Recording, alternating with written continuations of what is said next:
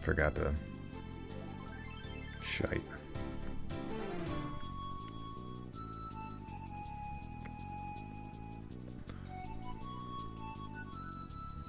I forgot to post on Instagram.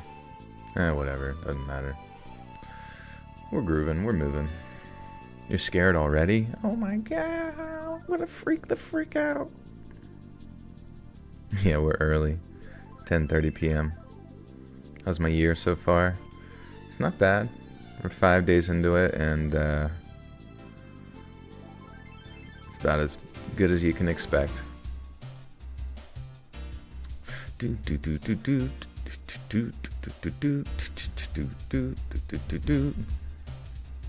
This is banging. We got some N64 vibes. The winning results from Mario Kart 64.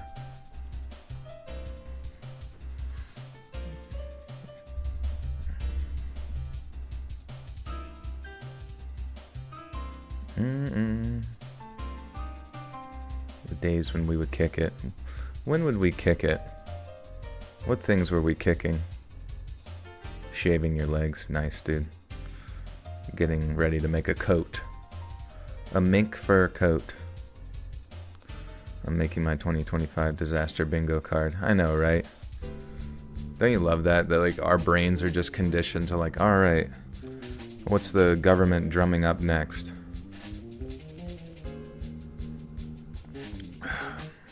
What stupid nonsense are they gonna PTSD us with now?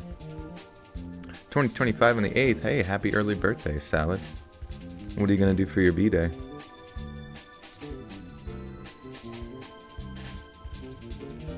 You just got the dub in Fortnite? Hell yeah, dude.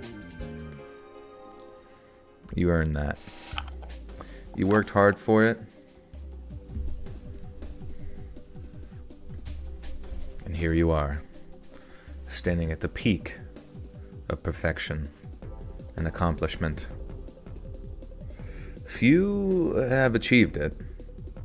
I actually do wonder how common it is to get a battle royale in Fortnite. Do they sort you by rank, or do you just like always face randoms?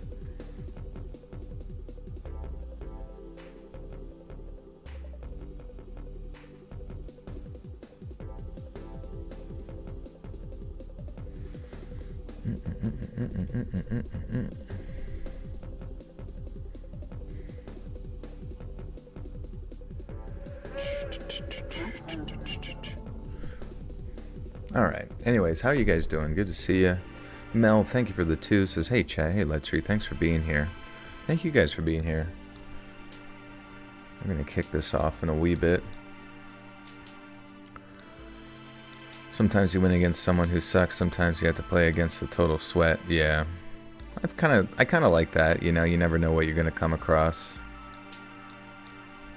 It's part of the reason I sort of hated, well, granted, the only people that ever played Overwatch anymore are just like straight sweats. Wort. Just because, you know, who the fuck else is playing that game right now besides people that have devoted their identity and existence to it? It's actually felt very cathartic to see most of the content creators within that Overwatch space just like openly say how much they hate the game and they're done with it.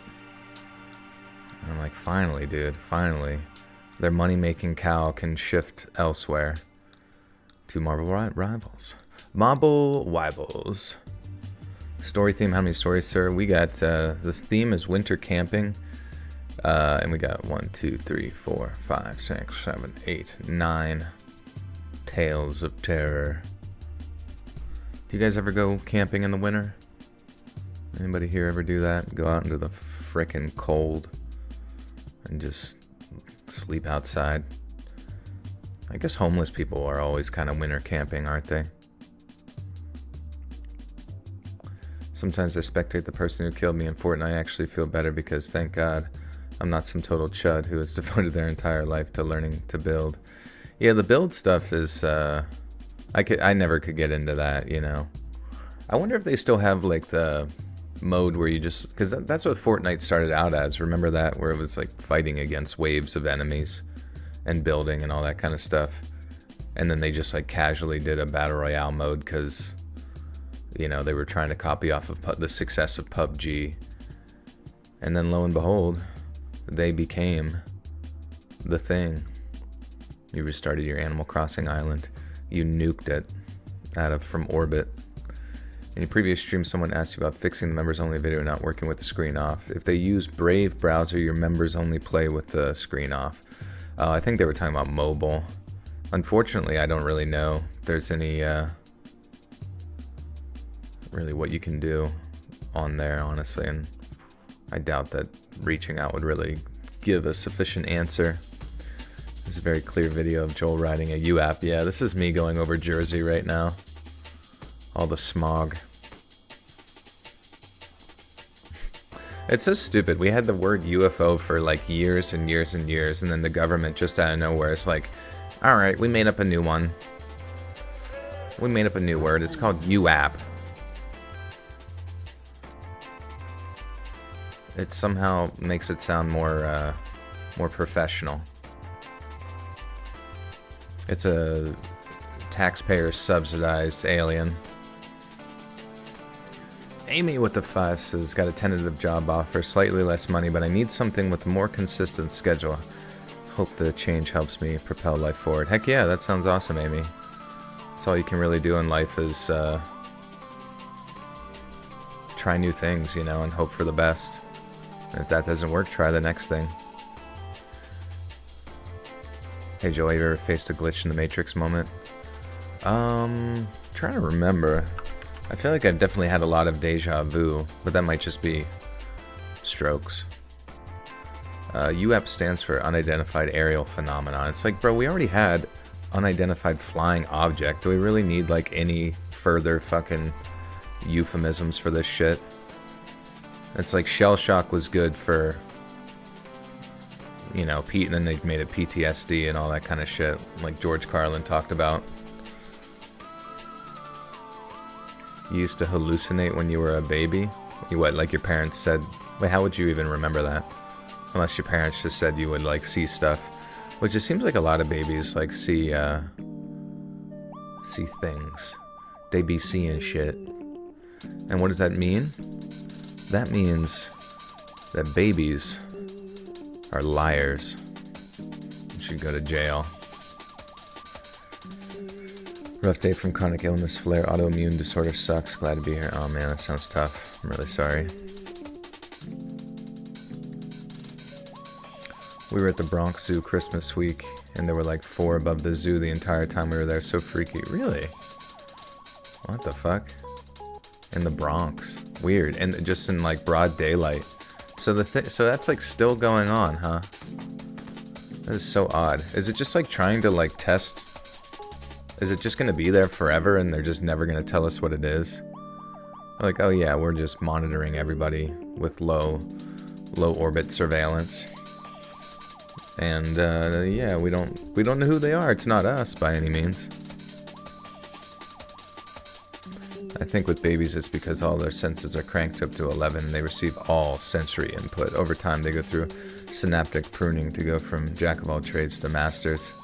That's true too. It kind of makes you wonder if they do have some sort of connection with the paranormal, seeing as no one will believe them since they're liars. Everybody knows they're liars. How many deja vus have you had in your lifetime? Can you remember? I mean, it's got to be like every couple of months you get hit with something, you know what I mean? Yearly, I don't know. I sound different? Do I actually sound different? Does the mic sound different? Buccaneers fitting to go to playoffs. That'll be interesting. I know, the playoffs should be a good time. College football playoffs have been crazy. Like, teams you did not expect to make it are popping through. They sound the same. Okay, perfect. Just hallucinating. A new voice. Sound more hipstery. Maybe it's the background noise, I don't even know. Maybe you're used to hearing me with a specific type of music. More hipstery. Can I get you a Java Lava cocktail, Cocktail? Coca Mocha Doka. Yeah. That'll be $50. In the future, when we can't buy cheap Chinese goods, everything's gonna be fucking $2 million.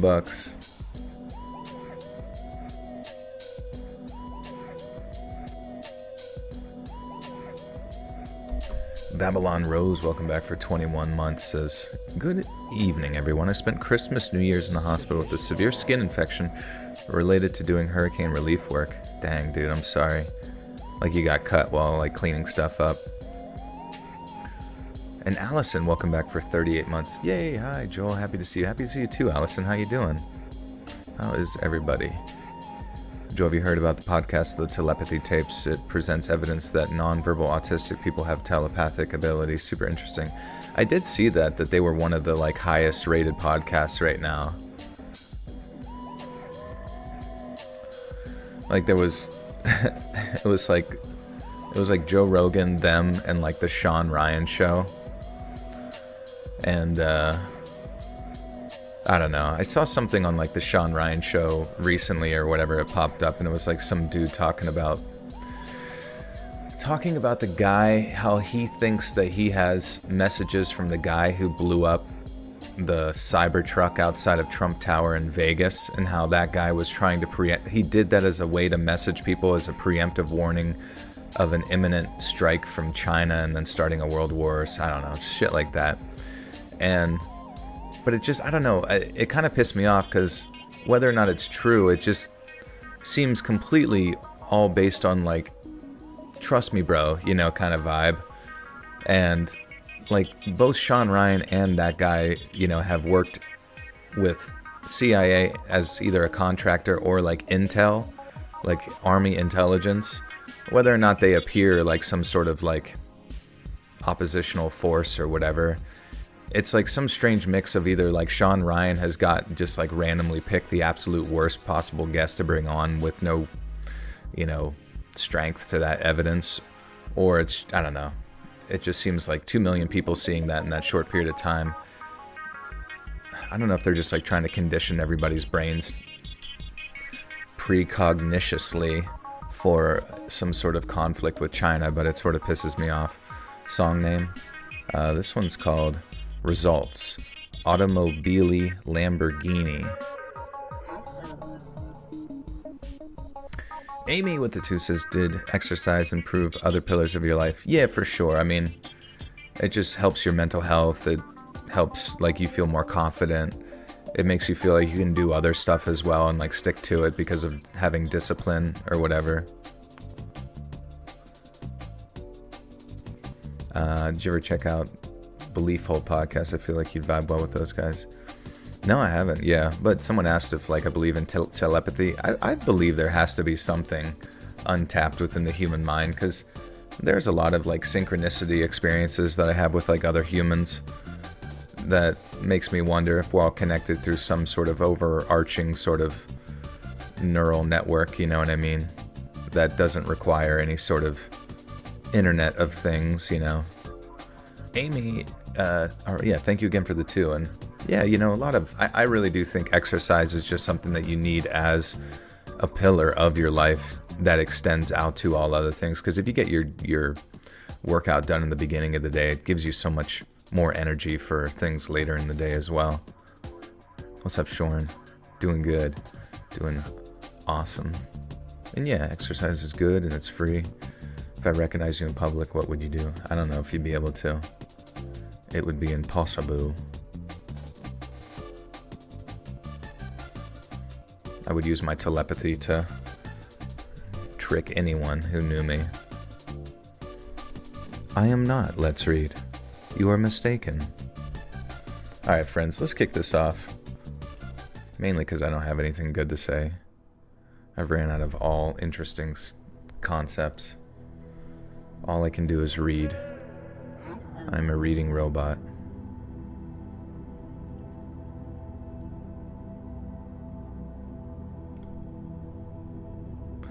David De La Rosa with the 2. Thank you, David. Joe, I'm finally consistently going to the gym almost on my 3rd week, been stuck in a lazy rep for a while. That's awesome, you know, and not every workout needs to be like absolutely killer. I really think that's the importance of like getting into a program, is just to create the consistency of it, you know what I mean? The familiarizing of your body's, you know, nervous system and just all sorts of aspects of your body being familiar with just like getting up and going, you know, and not every workout needs to just like destroy you. As long as you're sticking with it and consistent, I think it's something that everybody should stick with for the rest of their life, you know? Because it's kind of crazy to me whenever like I shift anything in my diet or my routine. It's just like wild, like as I'm getting older, how fast it seems to affect me, you know? New Year's resolutions? I don't know. What even should they be?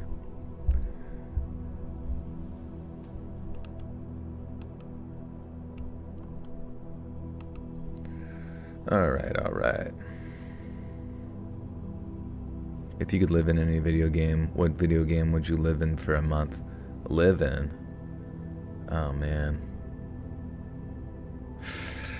I don't know. There's like some weird aspect about video games that I felt ever since I was little, that like while playing them, they're like, going all the way back to like N64 stuff, they're like oddly lonely. So I imagine going into a video game and then just being stuck in there with a bunch of like weird NPCs. Unless they took on some sort of mind of their own, I feel like I would like instantaneously feel like I was going insane. I never separated working out certain muscle groups, but might try to do that maybe.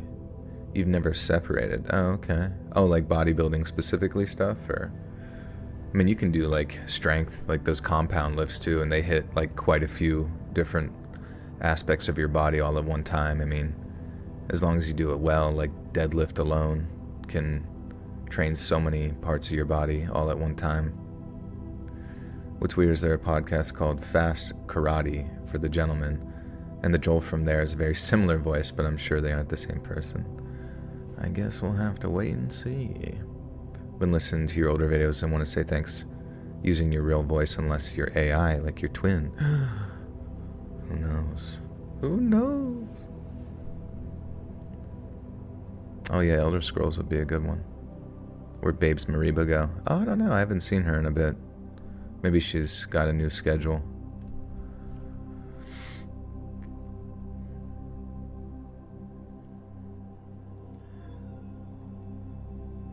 Around twice a year, my wife and I like to drive our RV up into the San Juan.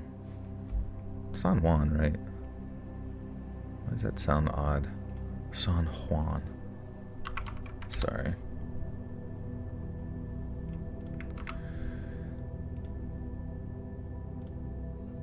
San Juan.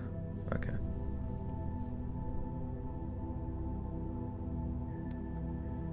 Around twice a year, my wife and I like to drive our RV into the San Juan Mountains in southwest Colorado.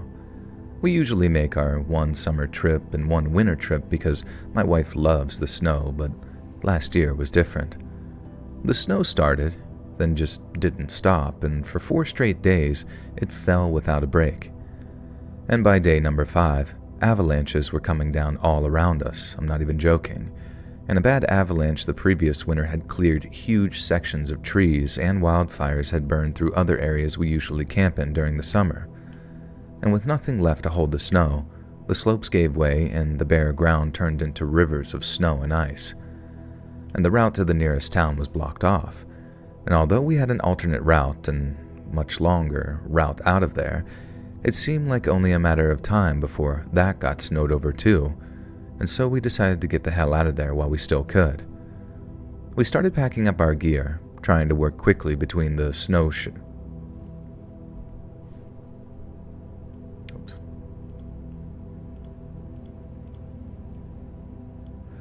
Sarah Gleason, welcome to the Buttersock Cult. You now have access to bonus content. Darkness Prevails uses AI and it sucks. Really? Like for his main narration stuff? I know he uses it for art, which is like kind of like whatever. Darkness prevails. Let's take a listen. Is it on his like main YouTube channel?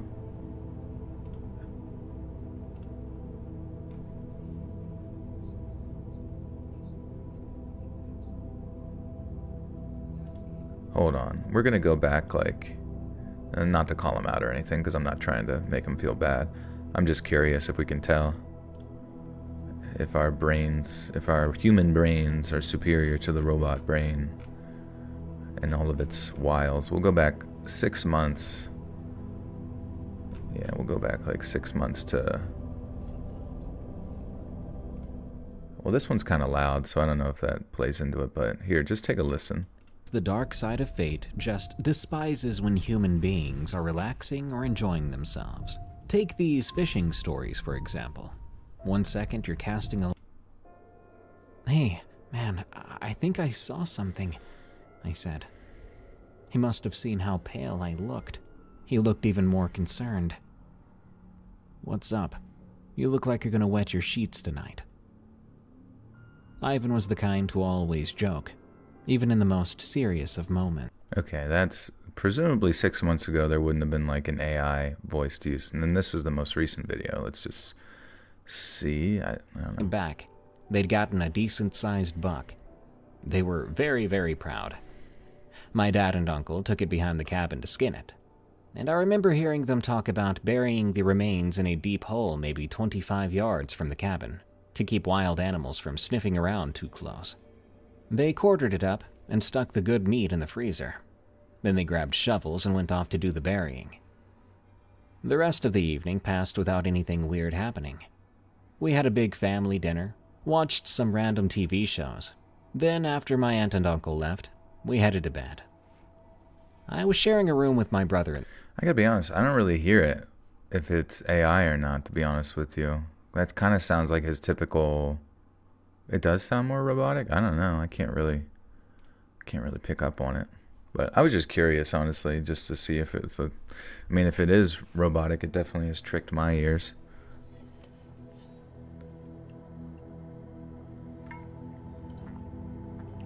Nasal.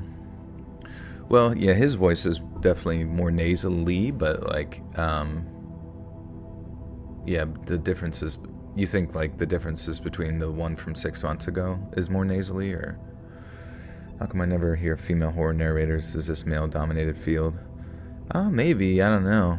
I think, yeah, I mean, there's definitely more. I mean, there's still like a lot of like women's voices within like the true crime atmosphere, so like that definitely has a lot of women, but maybe it's just sort of like the manner in which they kind of create a connection with their audience that they succeed in, more so than just some deep timbre, you know.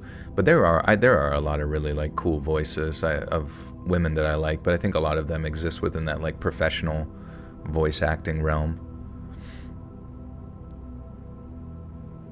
Hey Whiskley, thank you, good to see you.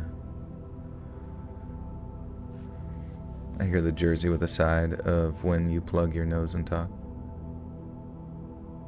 Hear my Jersey. Raven Reads.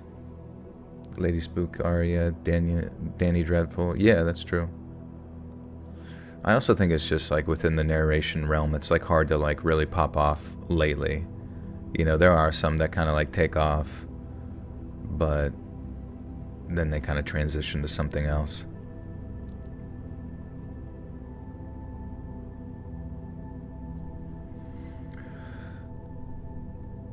We started packing up our gear, trying to work quickly between the snow showers, and then, as we loaded the last of our things, we heard it. The sound of yet another distant avalanche. We had become used to the noise by then, but obviously this time the situation was different.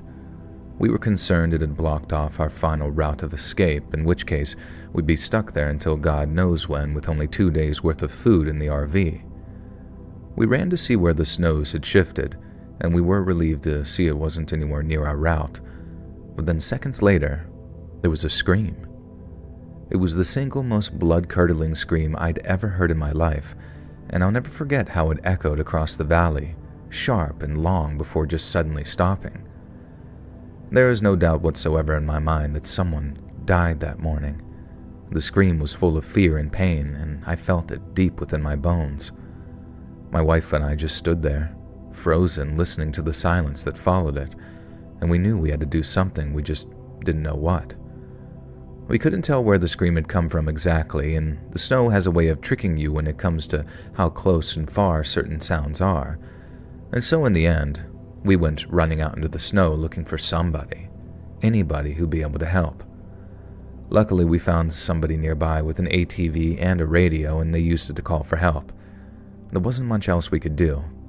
The avalanches made it too dangerous to go searching any further ourselves, and once we knew help was on the way, and we figured that we were more than likely to get in the way than actually contribute, we decided to head home. During the very silent ride home, driving east on I-70, we saw more signs of destruction. Avalanches had hit the area hard, and as we drove through Glenwood Canyon, we missed another massive slide by maybe 40 to 55. Oops.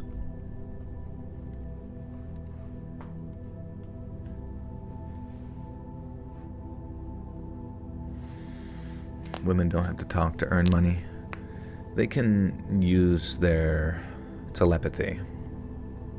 In fact, I'd pay him to shut up. No, I'm just kidding.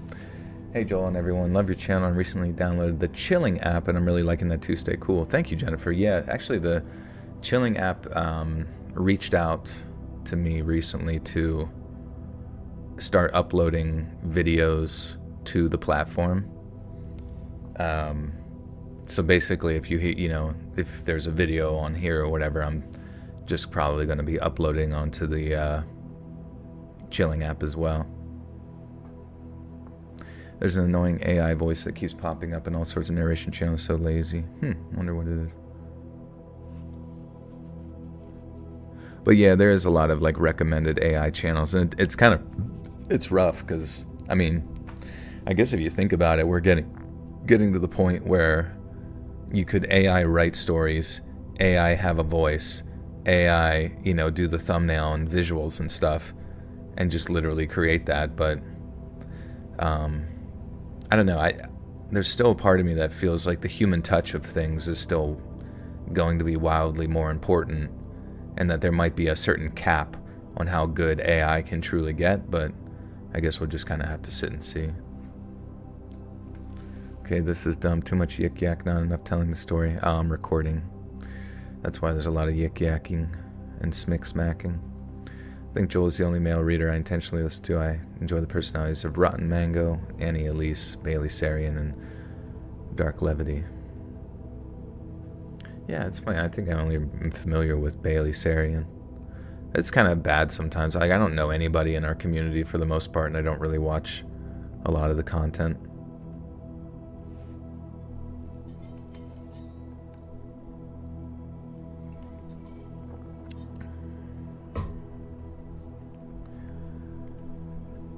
Avalanches had hit the area hard, and as we drove through Glenwood Canyon, we missed another massive slide by maybe 40 to 45 minutes. This one was so strong it changed the course of the Colorado River and washed away the highway. Entire sections of road were just gone, swallowed by snow and debris. It made the landscape unrecognizable, like it was the end of days in my mind. Mother Nature was brutal that trip. She's a giving goddess, but Lord, does she know how to taketh away. She showed us her true power in ways I'd never seen before. The snow, the avalanches, the destruction. It's enough to make a man awestruck and make him feel small, almost It's enough to make a man awestruck and make him feel small, insignificant almost. We were lucky to get away when we did, but I can't forget that scream. It plays in my head sometimes, sort of a reminder of how small and helpless we are in the face of nature's force. And that trip taught me to respect her power, and to never take safety for granted in the wilderness. You like the yik yakking? I appreciate that. Yeah, I don't know. If I just had to sit here and like read the stories, I would. That makes sense, but I would still have to stop to like whenever I make a mistake because I'm recording, and I don't know, dude. I can't. I've been doing this for fucking 10 years now. You want me to like never never have any thoughts or feelings or human anything. I'd much rather hear about your guys' lives than any of these stories, to be honest with you. I feel bad saying that. Not that these aren't interesting, it's just like human connection's much more exciting. Came across an AI channel called Shadowed Secrets. Yeah, and I don't know. Maybe, I guess, who knows? I guess the question is, like, will YouTube prioritize any of these channels to actually do really well? You know what I mean?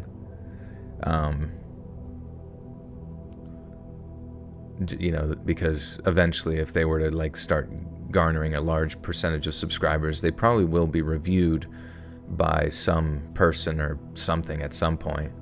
And I can't imagine like a non-human channel being permitted to make it that far.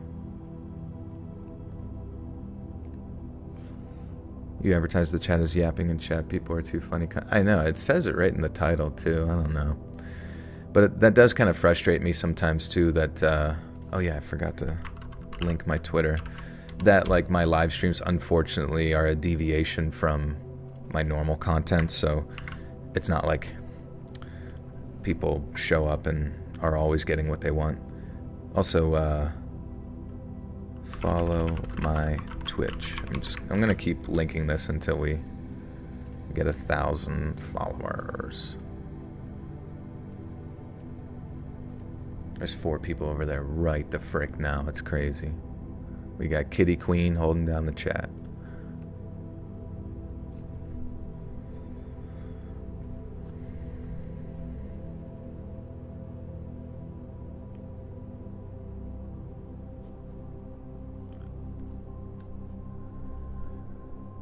I used to do a lot of solo survival stuff during the wintertime, and this is the story of my final trip before I decided it wasn't such a good idea anymore. It was midwinter, the ground was almost frozen solid, and there was a slight dusting of snow on the ground, probably. On the crowd. Everybody got dusted. What's up, Aeon? How we doing? The AI videos only get views from being promoted by the algorithm. Most people can tell it's AI. That's true. And hopefully they won't find it as desirable only hearing AI. But I guess when I sit and think about, sometimes I'll listen to 4chan stories and like those kind of weird ones. But I know that the narrator is like AI. The only thing bad about those ones is that the one guy that I listen to, he like switches between multiple voices of AI voices, and it kind of just like throws your brain off trying to hear like multiple voices in one video. Hello, Latrell. I listen to your videos. I listen to you and a few others regularly. Keep up the fantastic work and Happy New Year's to you and your family. Thank you, Rosie. Good to see you. Thank you so much.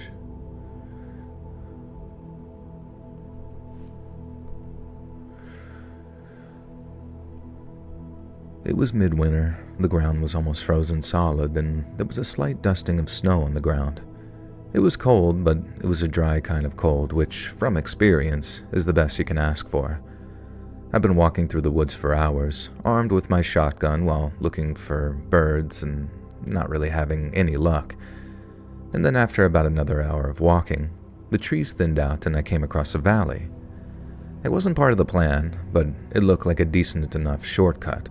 A narrow trail cutting through a ravine, leading to another clearing on the other side. The day was getting late, and I didn't want to waste time circling around, and since the slope down looked steep but manageable, I figured, why the hell not? I started down, my boots crunching in the frost, but making my way down without slipping made for much slower go. Sorry, that sounded weird.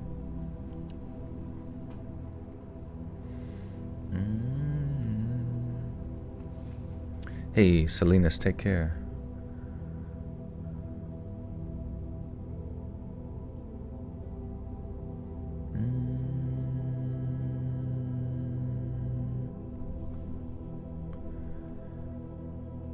I started down, my boots crunching in the frost, but making my way down without slipping made for much slower going than I first thought. And the longer I took, the darker it got. As the walls of the ravine rose up either side of me and the trees and the shadows closed in, I felt the cold getting into my bones. But it wasn't just the cold giving me a chill. Something about this place felt wrong. And that's when I saw him.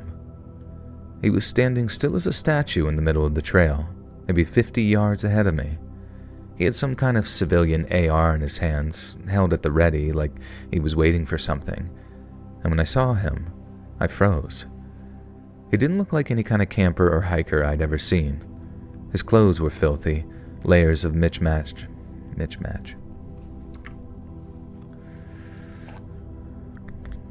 Hey Simpson, what's up? And Miss Fahrenheit, how we doing, guys?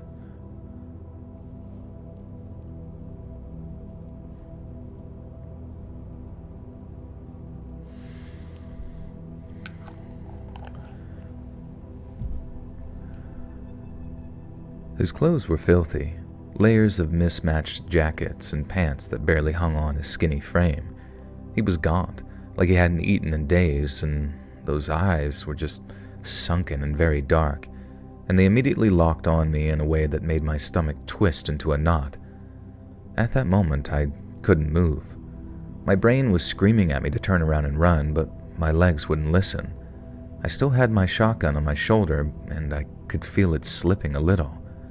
The thought of it slipping off of my shoulder filled me with a kind of dread I'd never felt before, because I thought, if that happens, he might think that I'm trying to aim at him, at which point he might be skittish enough to open fire on me, and not to wait and see. God damn it.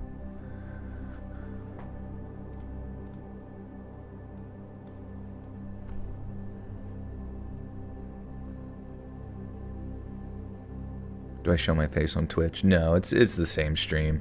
I'm like simulcasting here and there. But my thought is like, since YouTube's stream really hasn't grown, in fact, some of the stream has actually gotten smaller over the years, which is kind of sad, but I thought maybe there's a chance of like some growth on Twitch. I don't know. I have it on like the just chatting section, so perhaps somebody somewhere will see it.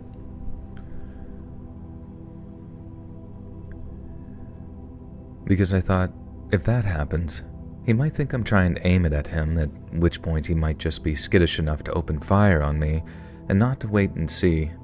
God damn it. And not wait and see if I'm just some dumb idiot who let his gun slip from his shoulder. Slowly, I adjusted the strap of my shotgun, careful to make my movements deliberate and non-threatening. The armed man still didn't move, and the air felt heavy. It was almost pressing down on me. I wanted to say something, anything, but my whole mouth felt like it went and locked up on me, and I forced myself to take a step back and then another, watching him watch me. I didn't run. I knew that'd be a bad idea. Every step I took was slow, deliberate, and the crunch of my boots in the snow sounded almost too loud. The man didn't follow, but he made his presence felt, and it was like I could still feel his eyes on me even after the trail curved and I could no longer see him. When I finally made it out of the valley, the cold seemed to lift and the world felt normal again. I didn't stop moving until I was far enough away to consider it a shites.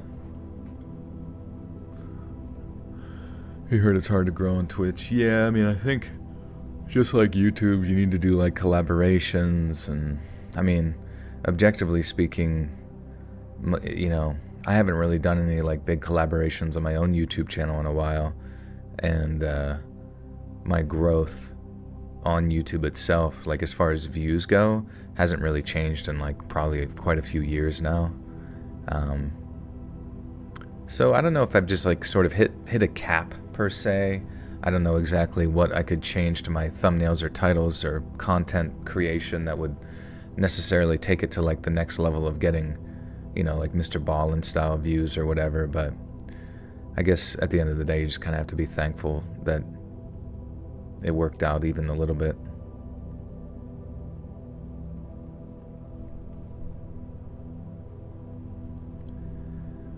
I didn't stop moving until I was far enough away to consider it a safe distance, but even so, I couldn't shake the feeling that someone was behind me, watching me from the trees.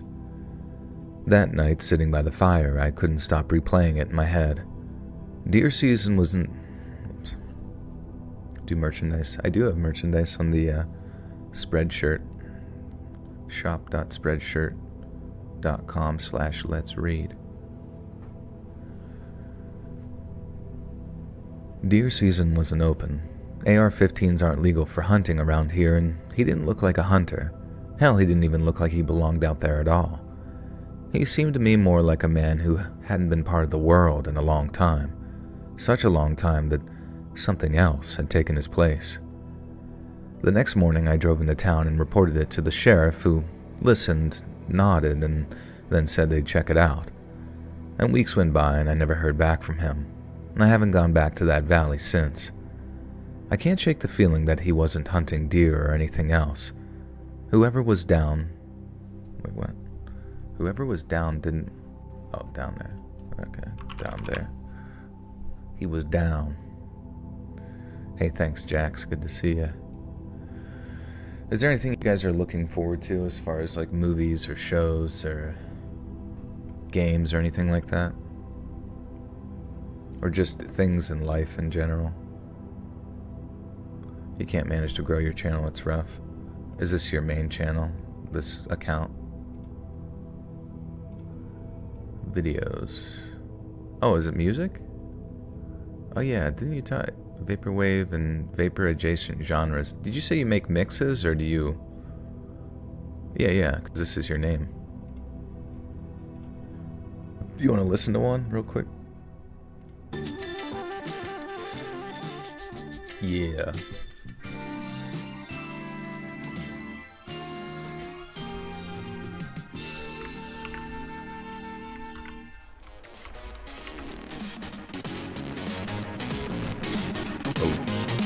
Oh. Sorry, I didn't. That changed up real fast.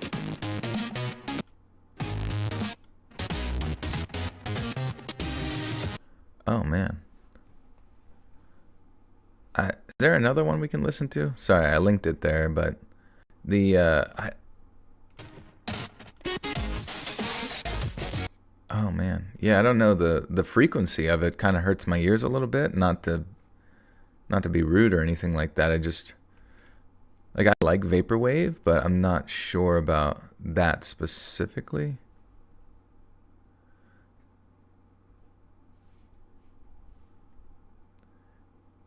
It's pretty weird.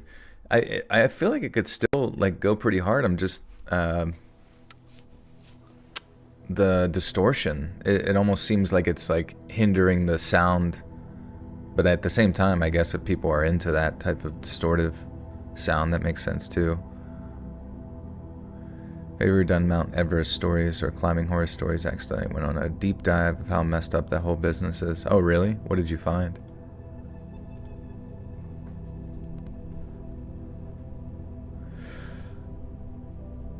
I can't shake the feeling that he wasn't hunting deer or anything else.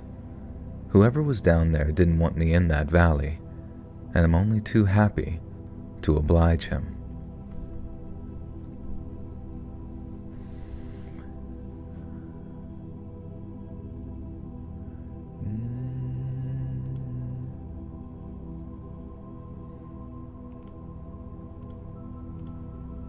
Alright, that was story 2. This is story 3. Mr. Ballin's too sarcastic in tone for you.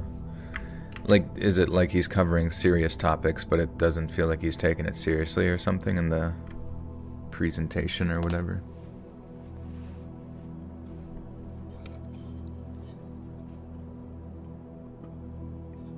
I wonder if he actually has to like memorize what he's saying, or if he has it written on like a prompter and just kind of like presents it in his, you know, typical tone. What am I looking forward to the new year? I don't know. I think after this stream I might take something to like pass out early, even if I only get a few hours. My sleep schedule's been getting worse and worse. It's so bad, and waking up super late in the day is like the absolute worst fucking feeling in the world. And you just, especially in winter, whenever there's like no sun. I don't even remember the last time I seen the sun, to be honest with you. I mean, I have, but it's definitely very limited. It's like I live in a fucking cave. Basically, people die on Everest all the time, and their bodies sometimes become landmarks for others climbers. It's become so commercialized, it's dangerous for climbers. Oh yeah, especially with all the shit that they leave up there and all the debris. I mean, I don't fucking know. Who the fuck am I to sit here and say I know anything about climbing on Everest? But yeah, I guess at this point, everybody wants to do it. What was that one? Wasn't there like some dude where he did it like barefoot, and that he had some sort of like breathing technique that kept his body temperature very high so that he didn't get frostbite?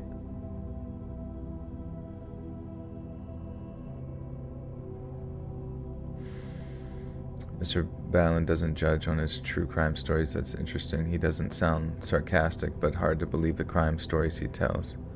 Oh, like wouldn't the true crime stuff always be real? Or do you mean like they're not believable? What's up, Liz? Me when I lie. I've actually been to the top of Mount Everest many times. What would I know about all those dead bodies? Nothing. Wim Hof, yeah, I guess so. That'd be interesting. I wouldn't mind learning the breathing techniques to see it, because they were saying about like how many, well, the monks. It was just like a clip I saw on Joe Rogan, but they were talking about how many monks could, like they would make themselves so hot that they would see how many towels they could dry out by putting like wet towels on them. Yeah, I go once a month just to check it out, just to make sure everybody's doing all right. I know where the bodies are frozen. His stories are real, but I can't believe these people thought that they could get away with crap like that and not get caught, not go to jail. Oh, okay.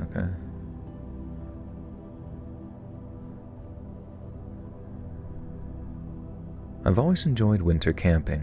The kinds of trips that really push you to your limits and force you to embrace the cold and silence of the frozen wilderness. Last winter, I decided to go on a solo trip deep into north-central Pennsylvania. The area I picked out was so remote that getting there would require an hour-long drive down dirt Forest Service roads, followed by a 6-mile hike along a barely visible trail. There wasn't a soul around, and I wasn't expecting to see anyone.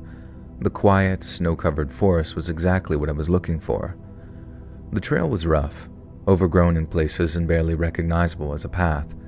I had to push through dense, wet brush and spider webs that seemed to stretch endlessly across. Wait, why would there be spider webs in the winter?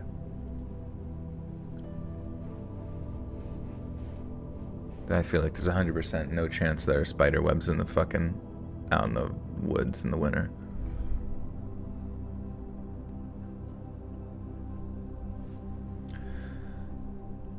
I had to push through dense, wet brush and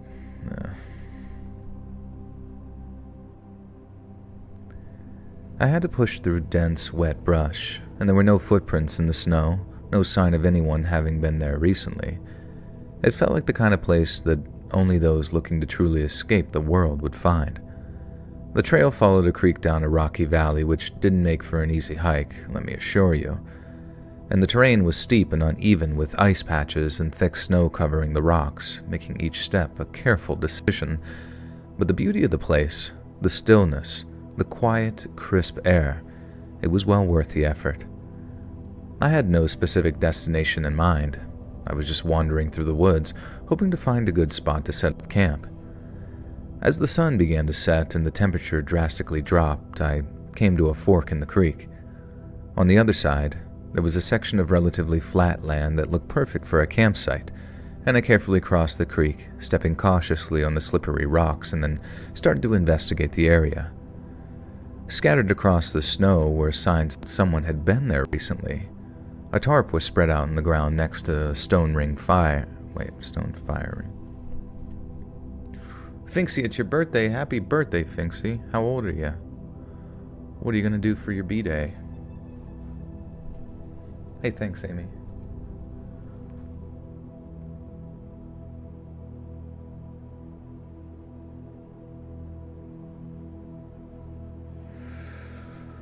Mm-hmm. 35. I had, what is it? Skolskis? What is that?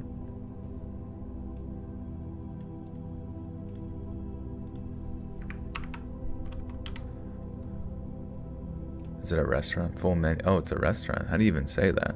Oh, it's a deli?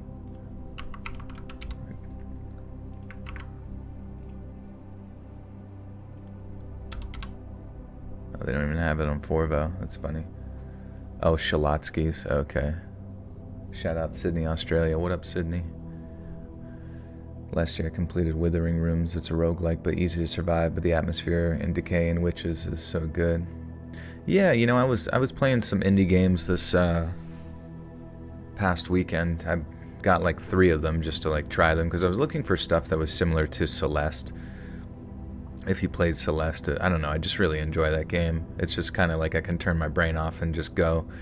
And there was one game called like 50, what was it called? Something 50? UFO 50? I wasn't really feeling that one because the first, you know, it's supposed to be like a bunch of retro games, and it's kind of funny because I remember when I was younger, I would go to my like cousins or family members, you know, old Nintendo, Super Nintendo or whatever it is, and just be going through like, they would have like 100 games, you know, of just those cartridges, and you would plop one in hoping that one of them was actually fun. And not many of them really were, I guess, because games move so quick as far as advancing forward. And that's kind of how UFO 50 felt. And I just really wasn't vibing with that one, so I haven't gone back to it. Then I tried Balatro, and Balatro's sort of like a roguelite style game where you try to make combinations of hands within the essence of like poker, but it's almost like a puzzle game / luck, like deck builder, where you have these like, you know, certain hands give you combos, and then having like certain jokers, the joker cards give you benefit, you know, they give you certain like multipliers. Yeah, it does, the Balatro, cilantro, yeah. And it was kind of fun, but it was also, I don't know, I could see it being really fun, but I feel like it definitely requires some time. And then I put about like 3 hours into this other game called like 9 Souls. I don't know if you guys have seen that, but it was very similar to Ori and the Blind Forest, which is a very good game. This game was very good too, I would say. It's kind of like a Metroidvania side-scroller, you know, hack and slash style game, but obviously there's a lot of like, you know, talent trees and shit you can unlock. The one interesting thing about it is it has like a parry system, a little bit like Dark Souls, you know, where you parry or you dodge, whatever. And then you can like, once you parry, you can do certain moves that can only be accessed upon parrying. It was a really interesting like story, cool world, very, very awesome like art. But it was one of those things, I don't know if you guys ever played a game where you're like, you almost don't want a game to be too complicated, you know? You just want to like play the game. But whenever there's like an overworld and like backtracking and traveling and like a bunch of like mindless expositional story that you have to like hear about for some backstory, you know, all this stuff, and it eventually just kind of like turns your brain off to it. And I also really, really dislike whenever a game is kind of like easy and then it just like abruptly amplifies the difficulty for a boss. Because the first boss, it was like, I don't know, there were so many things like the dodging and the parry system that just wasn't as responsive as all the other previous interactions with enemies. It just seemed kind of silly.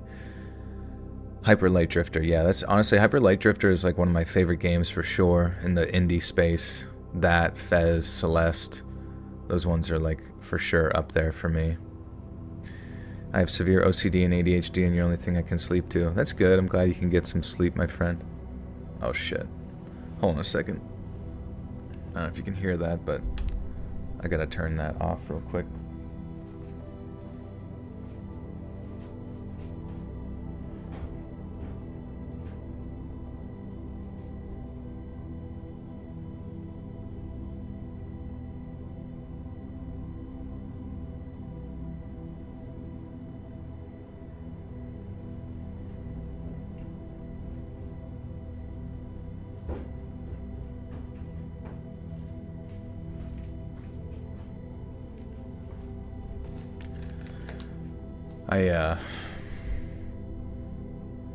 Yeah, I have to go type in a code to deactivate that. It's sort of like Lost, where If I don't type the code in at certain intervals, it will create sort of a Y2K situation. It is amazing. Try a console. Yeah, Hollow Knight's good. I didn't get very far in Hollow Knight, but it is good. But yeah, Hyper Light Drifter is so good. Oh yeah, there is a sequel coming out, isn't there? Can you do characters, Joel, when you read? Feel the voice and act? Yeah, I can, for sure. And I do that oftentimes with different stuff. Or different characters, like within the story. But I do enjoy... Like, you kind of hear it more in my bonus content, because it's like more narrative driven with like actual characters and voices. Fox Truba, thank you for the 18 months. Says forever late to the live stream. Hi, Buttersalt Cult. Haven't had a late night time to stop in and say hey since I work at 7:30 in the a.m. now. Damn. Well, that's good though. That's good though. You got a job and you're up and early, bopping and booping, you know. Definitely catch the streams later though, for sure. No worries there. And Judith, welcome back for 54 months. It's 5:20 in the morning, and always happy with you, pillow talking me back to sleep. Yeah, it's always like that one time in the middle of the night where you get woken up and you're hoping for a few extra hours to go back. And what's up, Creeper Nick? How we doing? Irish accent. Would you consider getting into voice narration if someone had a good enough book? Honestly, I'm not super motivated by like audiobooks, to be honest with you, just because it's not super fun to do an audiobook. But voice acting, that would be like the ideal situation, even if they didn't pay like anything to be part of like a project where you get to be like a voice for something. I think that would be probably my most favorite thing to try. I think Withering Room does that. The bosses become hard. I haven't played a lot of roguelites, so check out Celeste. Yeah, Celeste is basically just like a platforming, like it's kind of like Super Meat Boy, but a little bit more story to it, I guess. And it's enjoyable. It's an enjoyable, chill game, and it's responsive controls, really cool stuff. Do you do any narration acting outside your channel? I don't really. I mean, I kind of like tried to get into it a little bit, but it was difficult to like make connections. You're addicted to Slay the Spire and Balatro. I've wanted to try Slay the Spire for sure. I have that downloaded as well. I need to jump on that. I'm kind of curious if I would like Balatro more if I like enabled all the jokers, but if you do that, you don't get any achievements, which is kind of sad.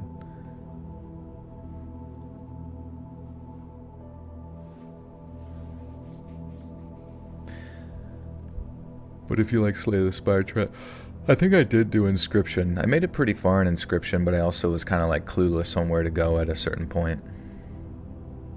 And Babes, welcome back. Or not welcome back, but thank for the 10. Says my boopin', and boopin' is always reserved for late at night. Well, thank you, Babes. Somebody was asking about you earlier. I was curious too. I'm glad you're here. Going for all achievements on Balatro seems brutal. Yeah, and I was watching somebody else play it, and he was just like doing stuff that, I don't know, the game doesn't make it like super clear on what, you know, what all the multipliers are and like the order in which you should do things to like synergize with your jokers and all this kind of stuff. And I'm like, Jesus Christ, I would never have like probably figured this out on my own without watching somebody.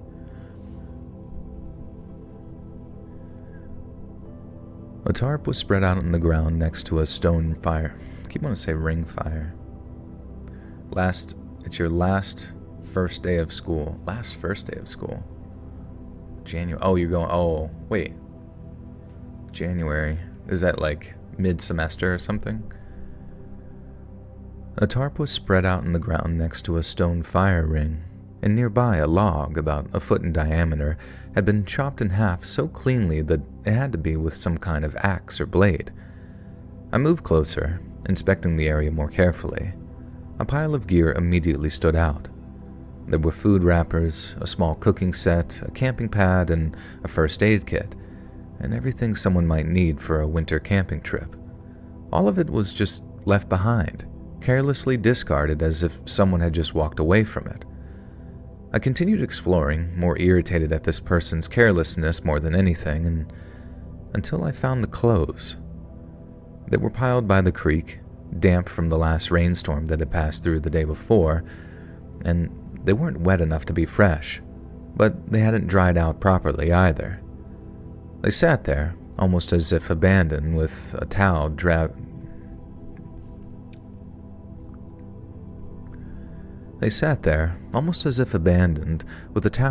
over a nearby branch, still damp and heavy with moisture from the night before.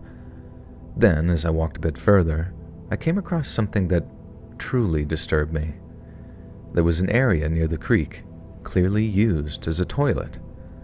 Piles of toilet paper, some stained with brown and others with remnants of urine, were scattered across the ground. It wasn't just one or two pieces either. It was a whole mess of them, indicating that someone had been using the spot for at maybe 2 to 3 weeks.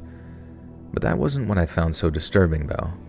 Hidden behind a cluster of trees was a strange metal structure, almost like a cage, but not anything I could make sense of. Shoot. Omar, thank you for 16 months. Happy New Year, Joe, and hope 2025 is going great for you all. Thank you, yeah.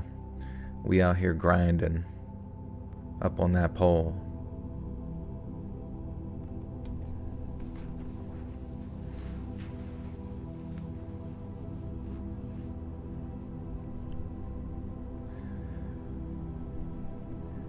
It was about 4 feet squared. What? It was about a 4-foot square. What the fuck is this saying? It was about 4 feet.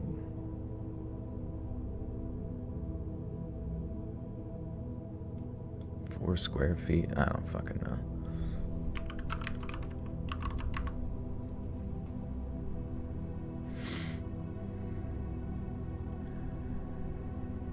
It was about 4 square feet, constructed from metal bars that looked like they'd been welded together to form a crude cube frame.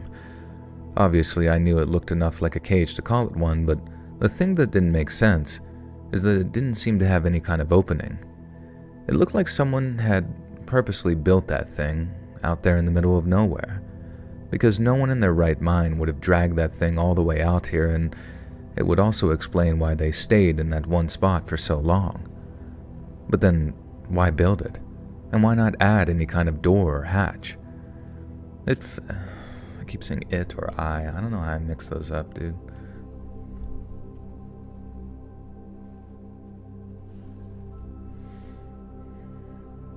Oh, you're from Africa, so January is the start of the school year. Oh, okay, nice. That's awesome. That's crazy. So first day of school for like senior year? Or do you guys do the same sort of primary school situation? I felt a chill go through me, one that had nothing to do with the winter air. Something about the entire setup, everything from the abandoned gear to the weird cage, it was enough to majorly give me the creeps. But there was one major problem. If you remember, with daylight dwindling, I'd been looking for a spot to camp. With the sun starting to set, I could either turn back, trying to hike out in the dark on a trail that I barely knew, or I could stay there, almost right next to the place that was giving me the creeps. It wasn't an easy choice, but in the end, I decided not to gamble on finding a new spot and set up camp right there.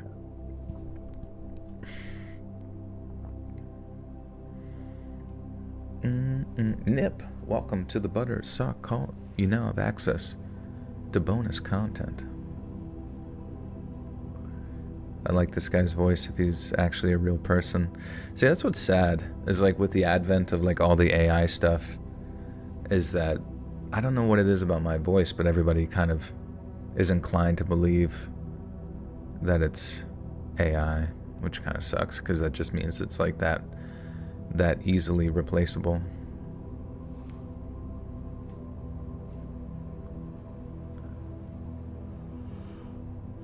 Oh, thank you, Robert. It's good to see you. You were called AI yesterday in real life. Imagine that. What if you get to the point where you're just trying to talk to a person in person, and they're like, "You're AI," and you're like, "What? No." New season of Squid Games. No, I don't know why. I'm like not too stoked about Squid Games, I guess. I did watch the first season, I think I did. Or at least got like the summary of all of it. But it's kind of... Whoa, shit.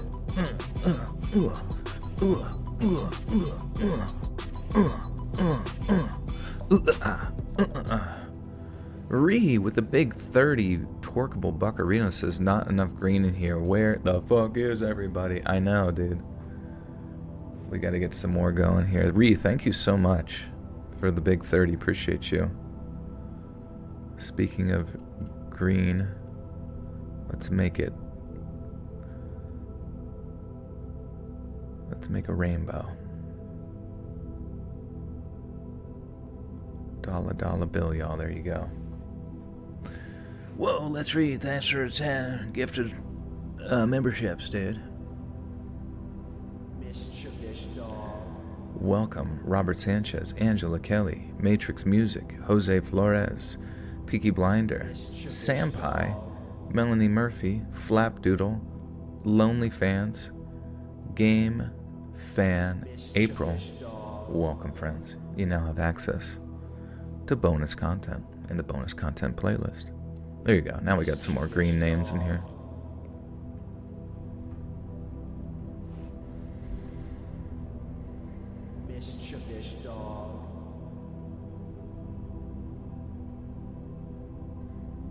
Saw The Whale yesterday. Great movie. Brendan Fraser, phenomenal. Yeah, wasn't it done in like one go? I haven't seen it though. I probably should. Hey Sam, yeah, you're welcome, buddy. Good. Yeah, everybody, no problem. But do be sure to check out the bonus content if you haven't already. Wasn't it?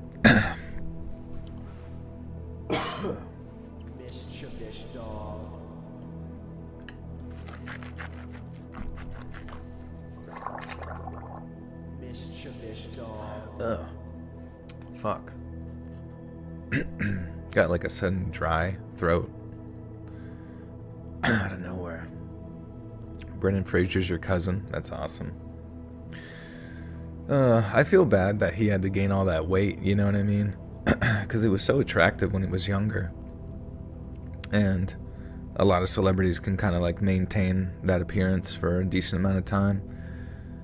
But it seemed like he went through a lot of shit with like a divorce and all sorts of other crap.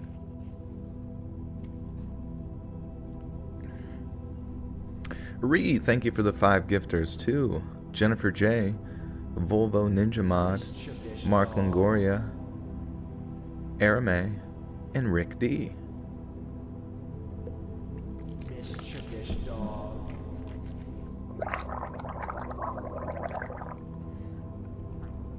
That's me gargling, not a water bong.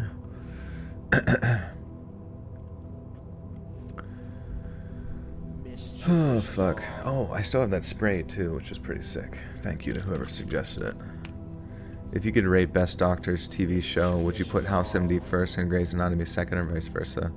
I've only ever seen a few episodes of House and Grey's Anatomy. I don't think I've ever actually watched. I think I, watched one episode of Grey's Anatomy, and they had, a helicopter crash, and I was like, what the fuck is this shit?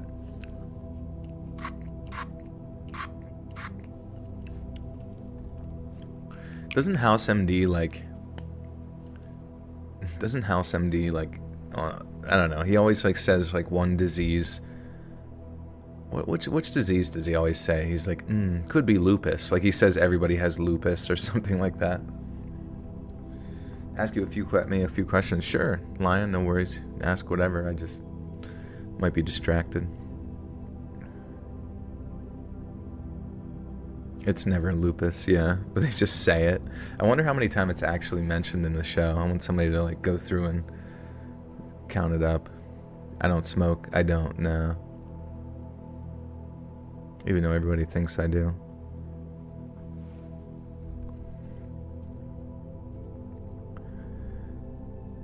It wasn't an easy choice, but in the end, I decided not to gamble in finding a new spot, and I set up camp right there.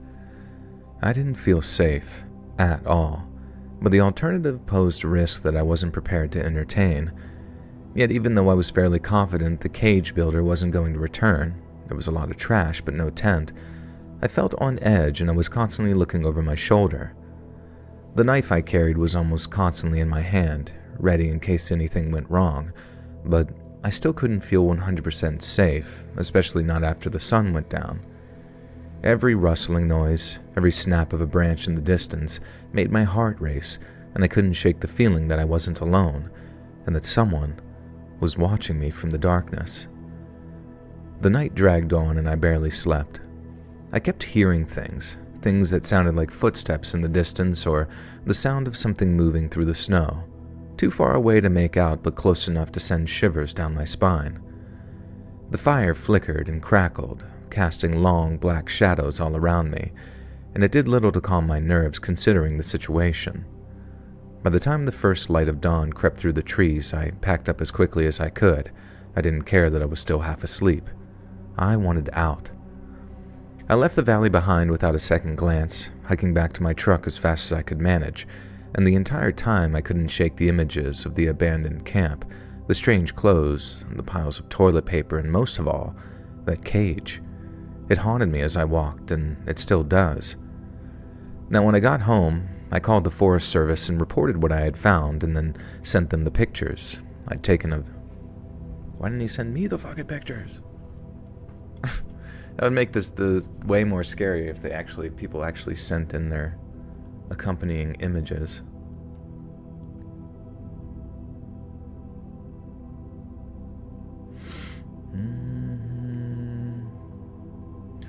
Baby, don't haunt me no more.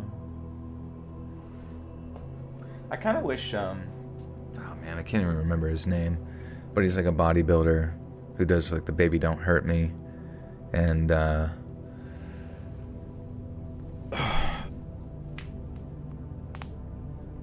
kind of wish he would just be honest about his steroid use. But it's whatever. What do I think about Elon Musk?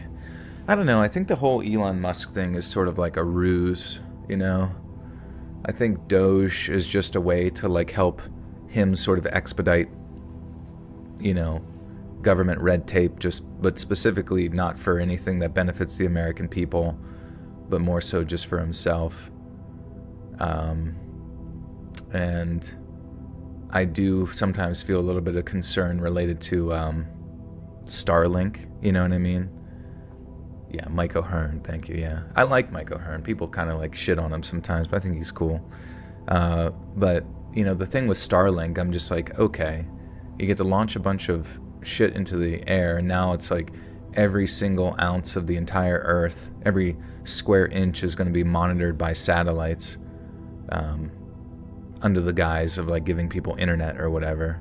And I don't know, something about that seems a little bit off to me. Same with the Neuralink, right? Like, sure, it might help you like access Pornhub faster in your brain or whatever, but there's also a part of me that's like, well, what other influential things could you do to someone's mind if you had neurological access to it and could influence it, you know? You could also give them seizures, you could shut them down, you could do all sorts of terrible things, and to me it just seems like a big ruse. Like all of this sort of like, damn it. What's his name talked about it?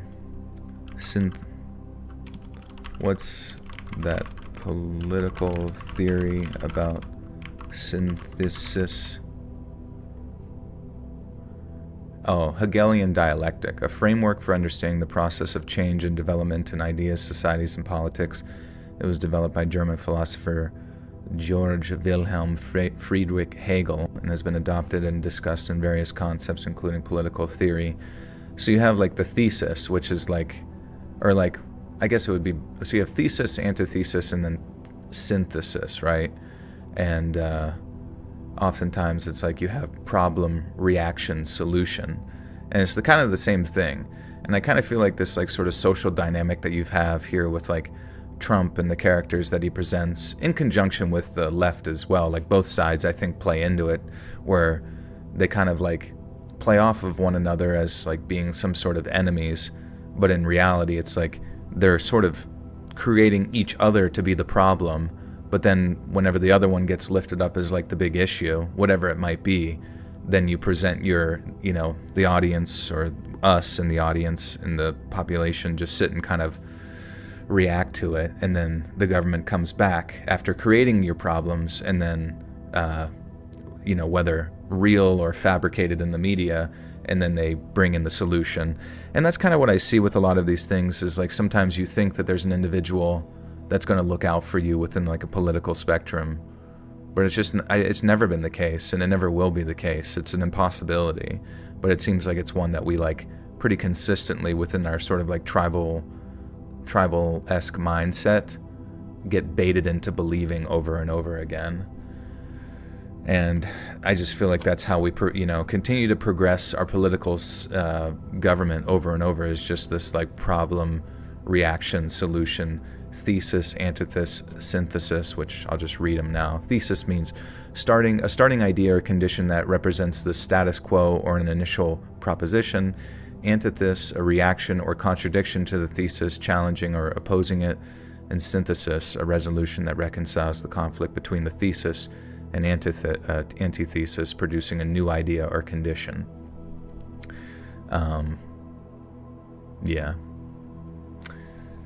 I don't know. And I feel like we're just going to keep going down that road where like where certain prominent figures are sort of placed in front of you in very odd ways too. Like, why do you always hear about one character all the time? Why do you always hear about a certain person all the time through the media? And you never sit there and actually ask the question of like, who runs the media? Like, who actually is in charge of these? Who benefits from putting these certain narratives in front of us? Why do most of the narratives always kind of like cohesively move with one another all the time?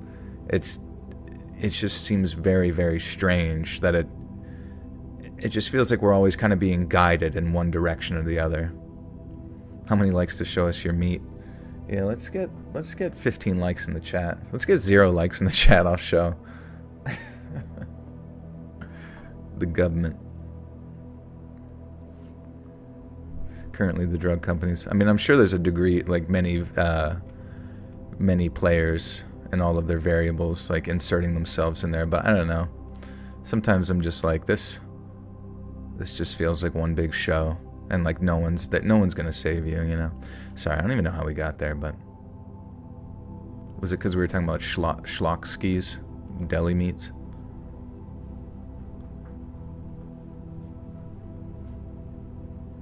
Yeah, I'll like it and whip my own meat out. One of all these people telling us to care about climate change or the business they represent care or do things never. They're making us willingly give up our rights for nothing.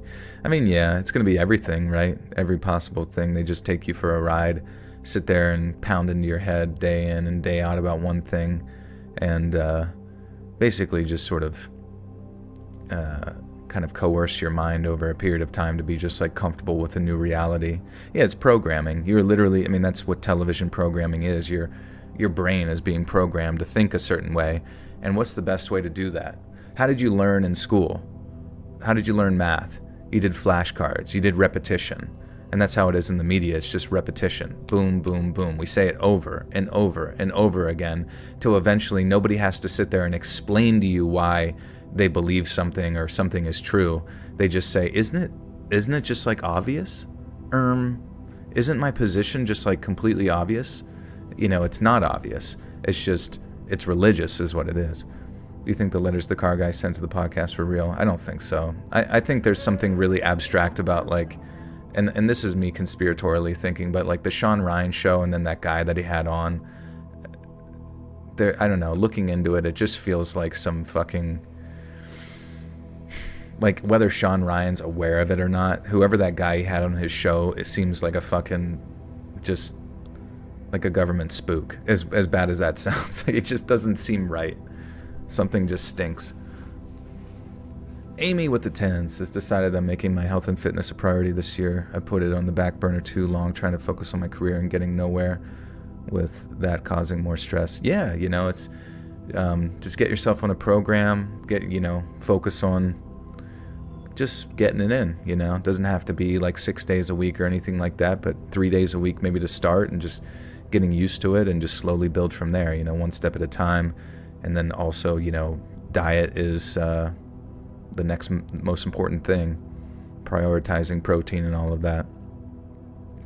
And those of us still think for ourselves and not swallowing mainstream propaganda. I mean, Yeah, you got to think for yourself. And I think the tough thing is that we kind of exist in this like current strange, what do you even want to call it, like zeitgeist, where a lot of people on the conservative right like think that Trump is somehow like some sort of external maverick. But if you were to like dig into maybe his connections with like intelligence agencies, or maybe even like the whole situation with like the Epstein blackmail ring and Mossad, you have to like at least ask yourself, who, whose feet does he like, whose ring does he have to kiss, at the end of the day.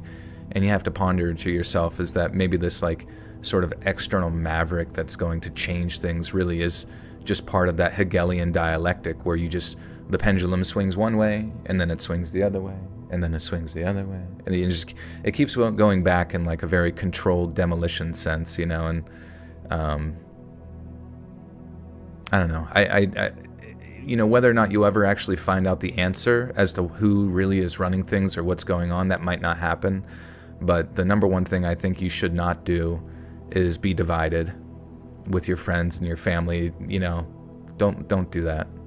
No matter how much you're like passionate about something, to like turn someone away for your life because of like words and ideas.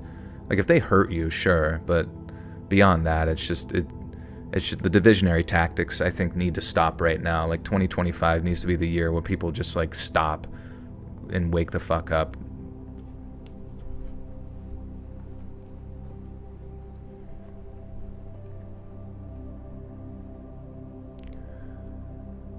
When I got home, I called the Forest Service and reported what I had found, and then sent them the pictures I had taken of the cage in the camp, hoping someone would be able to explain it.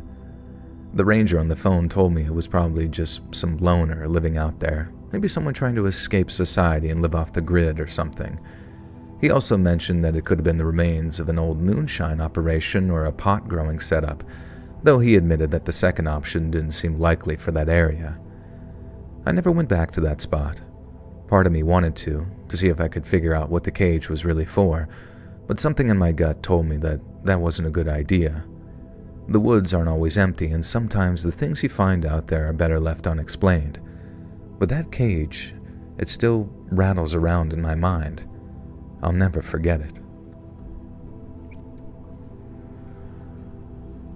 Unfortunately, I'm divided from my parents on politics. We don't talk about it, but we hang out and talk other stuff and have a cool holiday season. That's good, It's like, what's the point? Because if you think about it, like, objectively for us, like, lowly, citizens, as much as we want to, like, sit there and say the government works for us, and it does, hopefully, but, like, oftentimes we kind of just get taken for a ride, and the number one way to never make a difference in your community is to have a divided household, right? So if you and your family are arguing, then you're never going to make a difference in anything larger than that, right? You got to start small and slowly build your way up.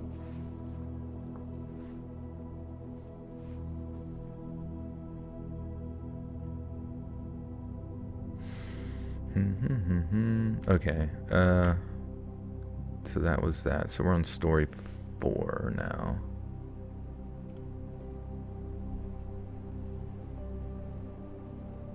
You don't think that AI twerks? That's a good point. Definitely not as good as I. No matter how many weird noises they make.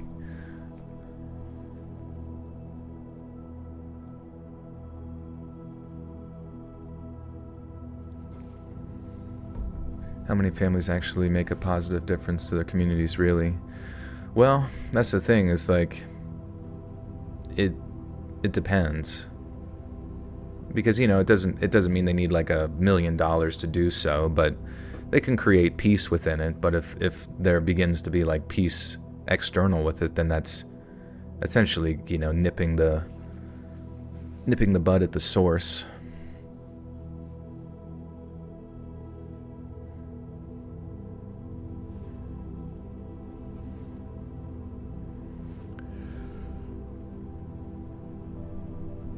I was pretty young when I went camping with my dad in Alabama during the winter. We'd set up camp late in the afternoon, and the fire had burned down to a few glowing embers by the time night had settled in. The woods around us were very silent, the usual rustling of leaves muffled by the frost, and everything felt eerily still. We were getting ready to crawl into our sleeping bags when we heard it. a low, bone-chilling rasping coming through the trees. At first, we just looked at each other. My dad tried to brush it off. Must be the wind, he said, though his voice was a little tight, I think, and we listened for a moment, trying to convince ourselves that it was nothing. But then it came louder, and louder this time. The sound was unmistakable, a very low, drawn-out groan that seemed to drift through the trees like it was carried on the wind. And then, one more time, a third one, so eerie that it sent a shiver down my spine. I didn't know what it was, but I knew it wasn't normal. My dad grabbed the flashlight and I grabbed a big stick, following behind him like I was ready to defend him if something went wrong. We moved cautiously, every step crunching.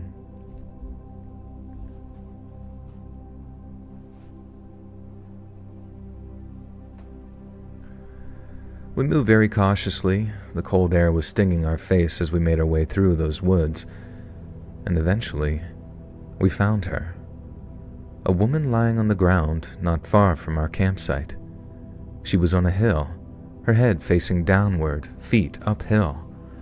Her body was still... She was on a hill, her head was facing downward and her feet uphill. And her body was still except for the occasional moan that escaped from her lips, and it felt like the whole forest was holding its breath around us as we watched. I felt an unease settle in my gut, the kind that you get when something doesn't feel right, but you can't put your finger on it. My dad knelt down. He knelt down next to her. Amy with the 2. Thank you, so saying it here first. Goal is to lose 50 pounds. Heck yeah. Yeah, Amy, I mean, objectively speaking, it's like getting into fitness with weight loss. Like, it really is just figuring out your diet, calories in versus calories out. And you can probably figure out, like, walking. You can probably do, like, a stair stepper if you're into that, you know. I would definitely encourage, like, some... resistance training, like doing the weightlifting a little bit as well. Doesn't have to be like nuts, but you know, getting it involved there. And yeah, you know, you definitely can and will do it for sure. It's just about like being like, all right, I'm gonna stick with this for a solid 3 to 4 months and recalibrate later. What's my favorite music? I don't know. You know, I love all the music a lot. I do like a lot of experimental electronic stuff, though, just some of the weird sounds and interesting ideas people can come up with.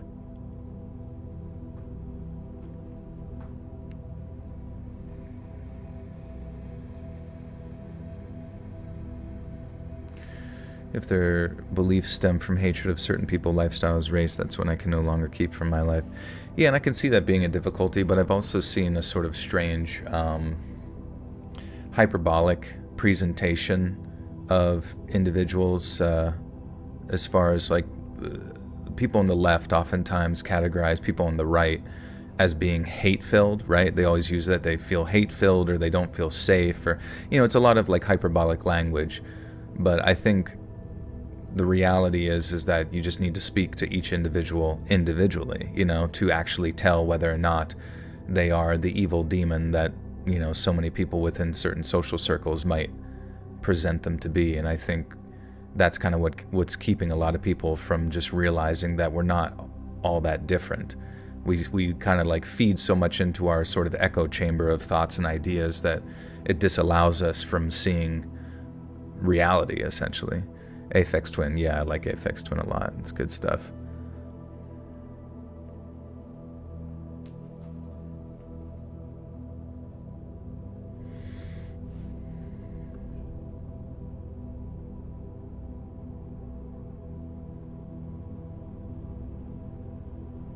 Would I play the sitar? Sitar would be cool. I do like the sound of the sitar.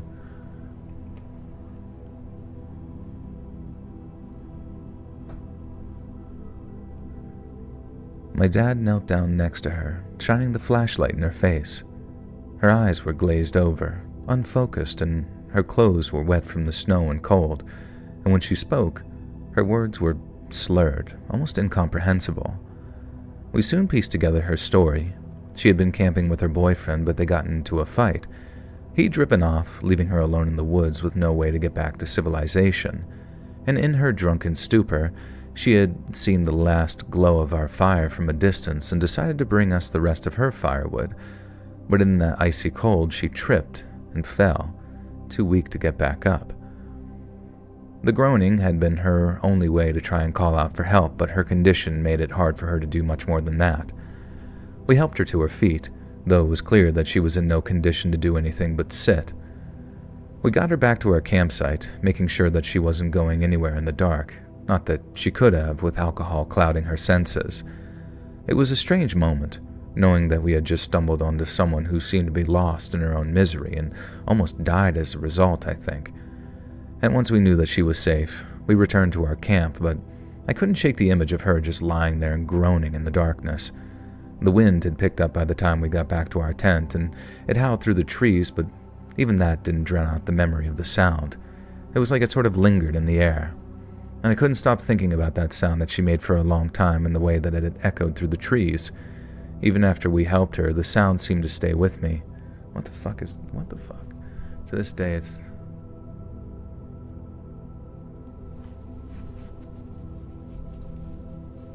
It sounds so odd.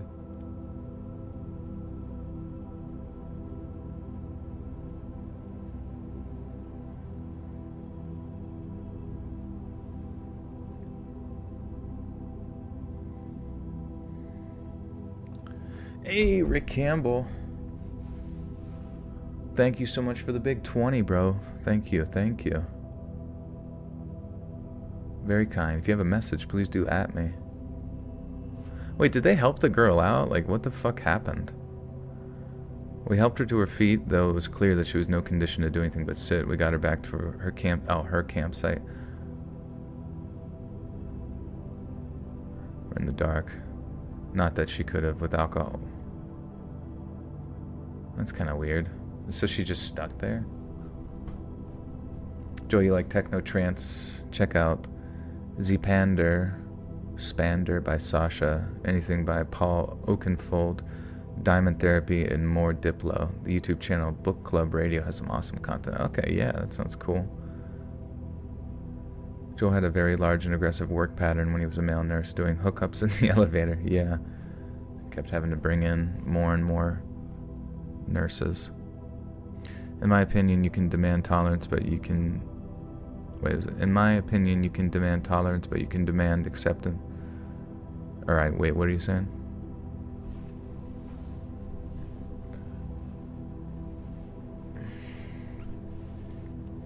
Are you saying Grey's Anatomy is loosely based on my life? Yeah, pretty much. That's why I had to leave. Once I crashed a helicopter into the hospital, they were like, alright, you gotta go. You gotta go do YouTube. I will always stand for individual liberty, freedom of expression, and parents' rights. Period. Also, government regulations and millions of laws make criminals out of nearly everyone. Yeah, I definitely am. I lean much more towards less government involvement in everyone's life. All it seems to do is just make things more complicated and piss people off. And send us to war to go die.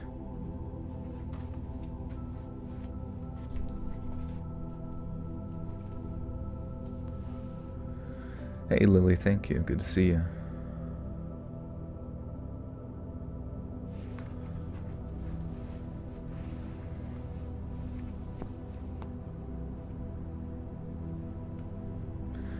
It was a strange moment knowing that it was Langren.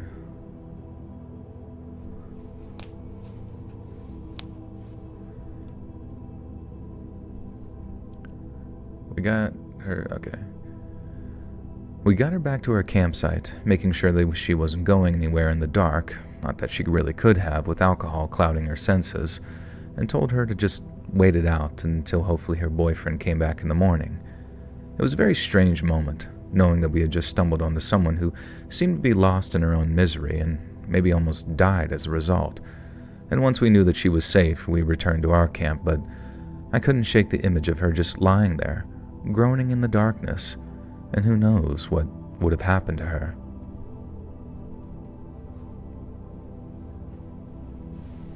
Obviously, you can't demand acceptance or respect of anyone. I don't know. I was somewhat. Oh wait, here you go. You can demand tolerance because everyone should leave everyone alone to do what they want, but you can demand acceptance. I'm confused. Your question is as in beyond like friendship and love. I feel like your question grammatically is like weird for some reason. You can demand tolerance because everyone should leave everyone alone to do what they want. Oh, and that's the question. Sorry, I read that wrong. But can you demand acceptance? As in beyond like friendship and love? No, I guess not, right? Yeah, you can't force anybody to like think.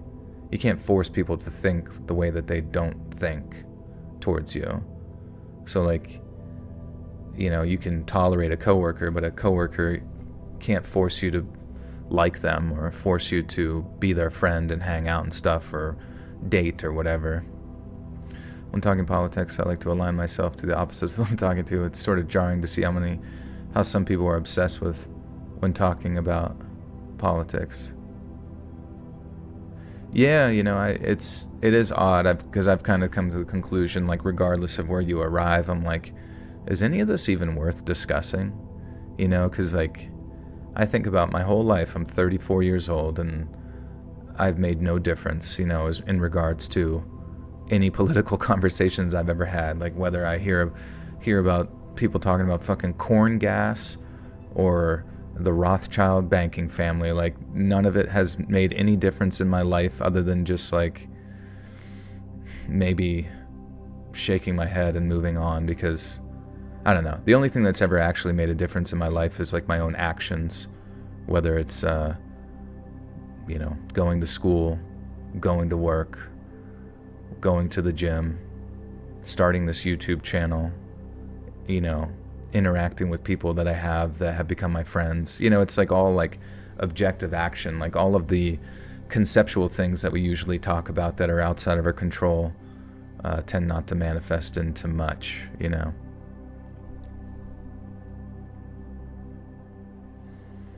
I think that's the problem, using the law to demand acceptance. I do feel like every group needs to strive for acceptance but not force it. Yeah, especially if it ends up like, I don't know. I guess it depends on the context of where you want to apply that, if we wanted to sort of dive deeper into it.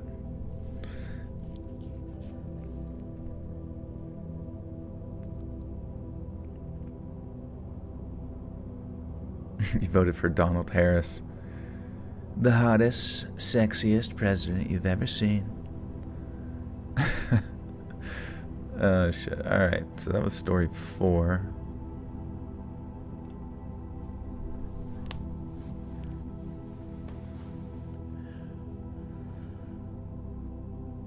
The law should demand tolerance, though. That's the bare minimum. Yeah, I guess once again, like, I don't know what you're referring to, I guess. Like, I'm always apprehensive to incorporate the law into something because depending to what extent someone's demanding of other people, imagine like the law has to go arrest somebody because they said words. To me, I don't think people should be arrested for words.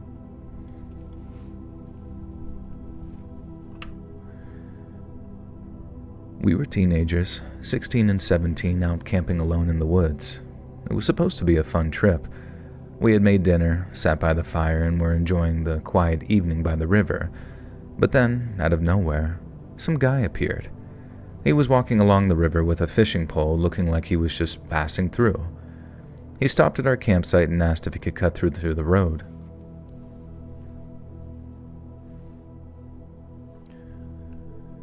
He stopped at our campsite and asked if he could cut through the road. Through to the road. Why does this sound so odd? Heard of the dead internet theory? Yeah.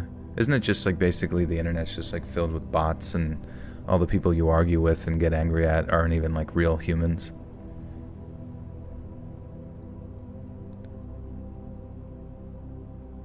That was not too bad of an impression. You were probably a little scared.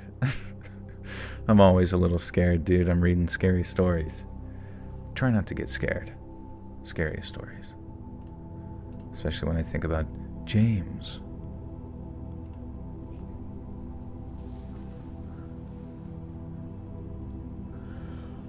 Everyone in the chat's AI. Honestly, I've thought that before. I'm like, maybe the government's just keeping me busy with this YouTube channel. What if I'm like actually meant to be ruling over some alien army? They come back and are like, Joel, you're the lead god alien. But instead they're like, no, actually just give them a YouTube channel, keep them distracted. Hitsubasa, welcome back for 2 years, says, hey Joel, was at a party last night and talking about YouTubers and we all watch, and you came up in convo. Oh, that's awesome, thank you. I appreciate that. And they all said, yeah, he's a piece of shit. He smells so gross, I can smell it through the screen.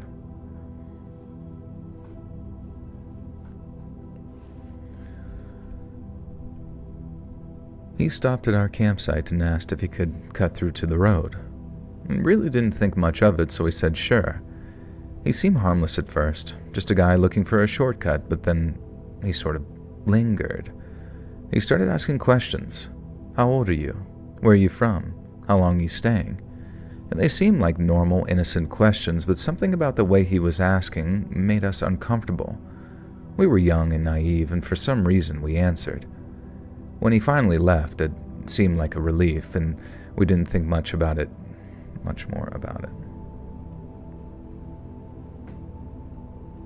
Do you ever listen to crazy 911 calls?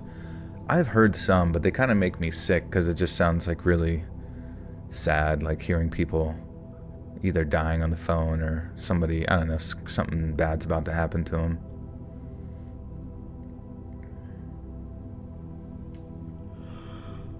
Oh, I have a video on 911 calls. Oh yeah, it's true.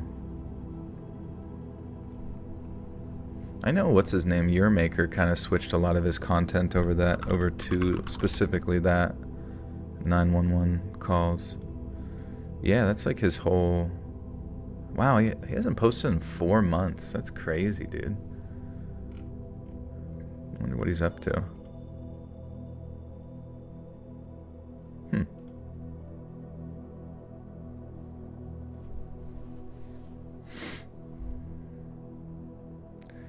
My creators are still working on their projects with me. They don't like that I have an opinion about their bullshit.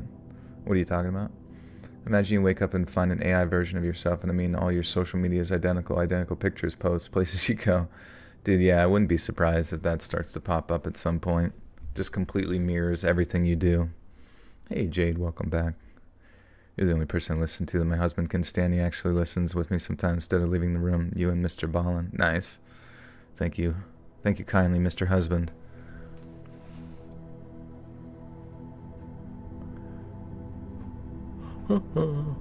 As a police officer, I had to listen to tons and tons of calls. Yeah, I imagine eventually you have to like disconnect yourself from it and just kind of do your job. I mean, my buddy, he did 911 call stuff like down in Florida, and he said like within a short period of time, he's like, wow, I've heard people die on the phone. It's not a great feeling, but hey, you know, that's my job and it's what I got to do. And it's, you know, you feel bad because people are like, blah, blah, blah, and he's like, what is your address? What's the address? You know, just like pissed off that they're like being in the middle of being like stabbed and they won't tell him the information he needs and stuff. And I don't know, it just seems like a fucking tough life. The getting stabbed part, that is, not the telephone call.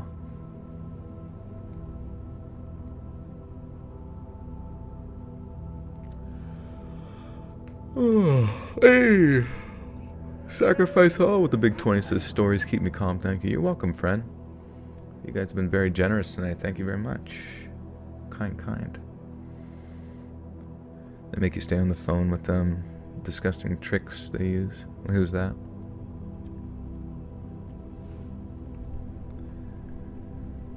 When he finally left, it seemed like a relief, and we didn't think much more about it. He headed down to the canyon, and we assumed that he was just gone for good. But a couple of hours later, he came back, and this time, with a friend. The two... I burped. Fuck. It's sad how jaded he became from listening to people die over the phone. Yeah, I mean, I feel like that's the only way that a human could sort of compartmentalize all of that, really, is just to, like, turn your brain off from it, you know what I mean? Just be like, well, I'm just doing my job.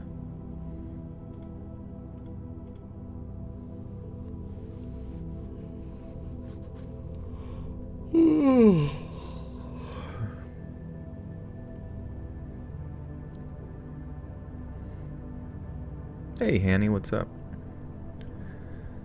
But a couple of hours later, he came back, this time with a friend. The two of them were middle-aged, probably in their mid-40s, and they didn't have any fishing poles this time. They didn't seem to have any reason to be there other than to get closer to us, and they started asking more questions. Where we were from, what are we doing out here, and how long are you staying?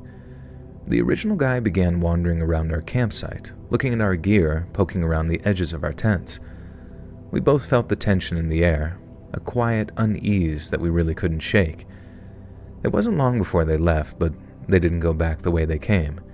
Instead, they went up the canyon, deeper into the woods and out of sight. And that's when we started to feel something was wrong. As the hours passed and night began to settle in, the sound of the river became deafening almost. My friend mentioned that she couldn't hear anything around us because of the river, and it made her feel antsy. Antsy.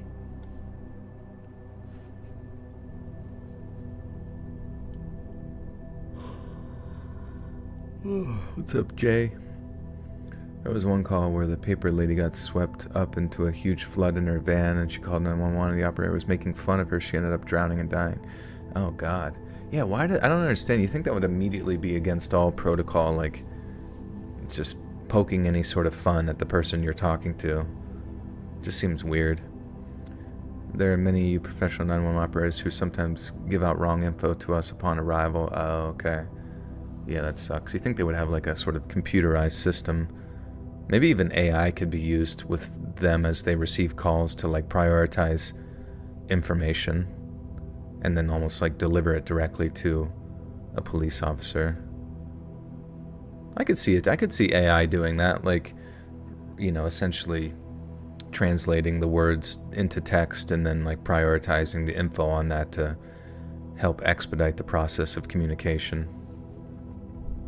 God, can you imagine that? Like AI 911 dispatchers. Hello, what is your emergency? Oh my God, I'm gonna drown. Big whoop. I have to be here for 12 hours and then I have to go home to a bitchy robot wife. You think you have it back? Hello? Hello? What is your address?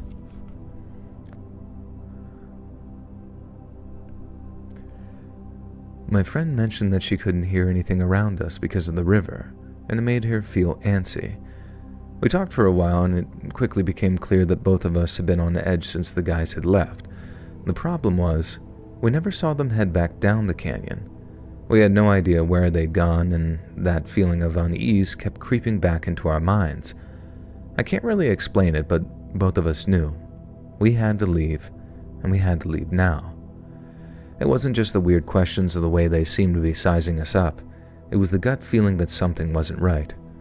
We had both been alone and vulnerable in the woods, and we realized those guys had asked exactly the right questions to know that we were alone and unprotected that night. Maybe nothing would have happened. Maybe they were just some harmless hikers, or maybe they were just looking for company. But that feeling, that gnawing sense of danger, was too strong to ignore. We grabbed what we could, packed up as fast as we could, and left the campsite without looking back. We never saw those guys again, but I'll never forget that sinking feeling, the one that told us that we had narrowly escaped something we couldn't even fully comprehend. I don't know if they intended to harm us that night, but I do know that we were lucky to leave when we did. Joel Squidwardo. Squidwardo. Please put a band-aid on your gunshot wound. I should do the robot voice more. AI operator here. But then all they do is just like bitch about their life at home with their mean wife. She wants to take the kids. How do you even have kids? You're a robot. Shut up. I am a simulation of your disgusting ape man life. Okay. Anyways. How are you today? No, you're a 911 operator. I need help. Oh, sorry. I forgot.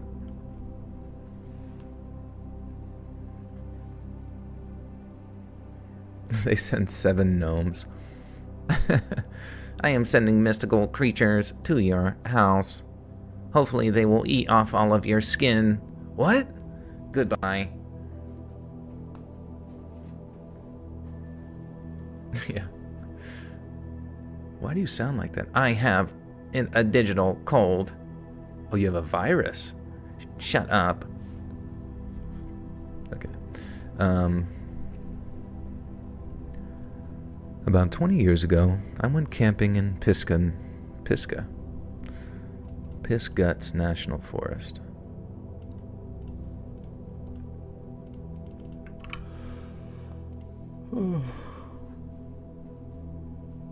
Sound like idiots because they only stick to protocol and they don't use common sense during certain calls. Yeah. Pisca, okay.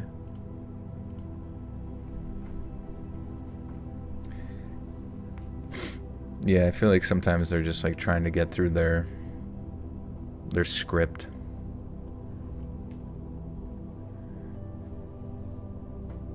Yeah, Tars, turn your humor down. Level down a bit.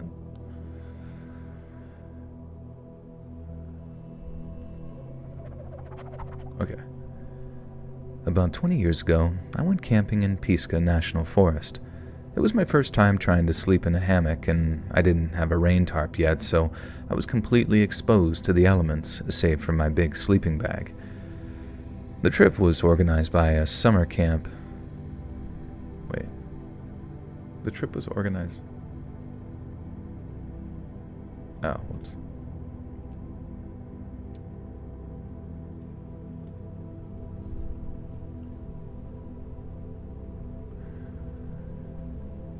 The trip was organized by a local camp, so I wasn't alone. There were about 6 other teens camping with me. One of the kids made a decision that would come back to haunt us, though. He figured, hey, chocolate isn't really smellable, right? And he left his chocolate bar in his pack, right next to mine, both of them tucked under our hammocks. You can probably already guess where this is headed. Now around midnight, I was startled awake when something began nudging the pack beneath me. My mind was too groggy to process what was happening at first. I thought it was just one of the other kids rummaging around in their pack trying to find something. I could feel the soft brush of the pack as it shifted around and even the slight jostling of the hammock. But then, the bumping didn't stop. In fact, it kept pressing against me. I shifted my hammock, groggily thinking that it was just someone moving around in the middle of the night, and that's when I felt it. Something bigger than a kid brushing against the side of my hammock. It was just about...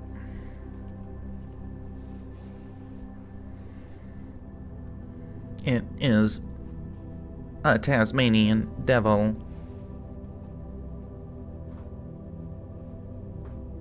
Fun fact, 45 minutes ago I saved a homeless man's life who was ODing. We must go through Narcan like it's water around here. Yeah, man. I don't even know. Wonder what, like, it's just tough because it's like, what does he do next, you know, after something like that? I'm like, all right, it's like catch and release, you know what I mean? It's like catching a fucking, you know, carp, but then, or whatever, fucking trout, and then just like letting it back in, like back into the fentanyl river.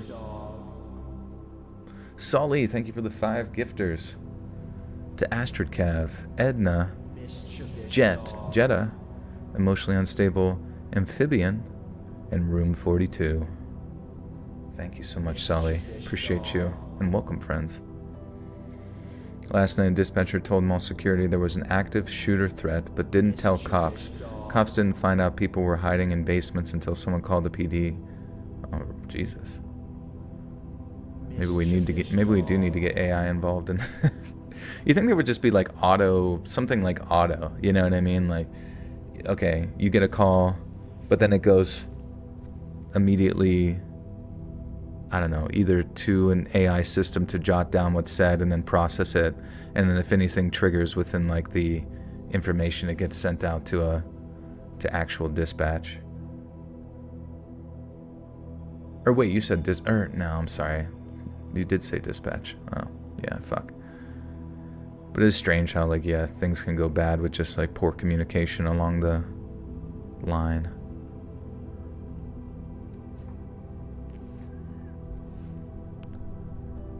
I was just about to ask what was going on when I heard a low rustling sound. It took a few seconds for my brain to catch up with what was happening, and then I felt the unmistakable weight of a large animal pressing against the side of my hammock. I froze, heart pounding in my chest. A juvenile black bear no more than a couple of feet away had wandered into our campsite. It was sniffing around, clearly after that chocolate, and was so close that I could feel its back bumping against the fabric of my hammock with every movement. The bear must have realized that the hammock was moving because it suddenly reached up with one massive paw and gave the hammock a swipe, like a cat batting at a string. The force of the swing sent my hammock rocking, and I was thrown into complete panic, and I finally screamed, loud. I knew immediately it wasn't another camper. It was a bear. The rest of the campsite woke up in an instant, and we scrambled, yelling and throwing rocks at the bear until it finally ran off into the dark woods. My heart was still racing long after that bear disappeared, and all I can think about was how close I came to being swatted, or worse. The kid who left his chocolate out lean.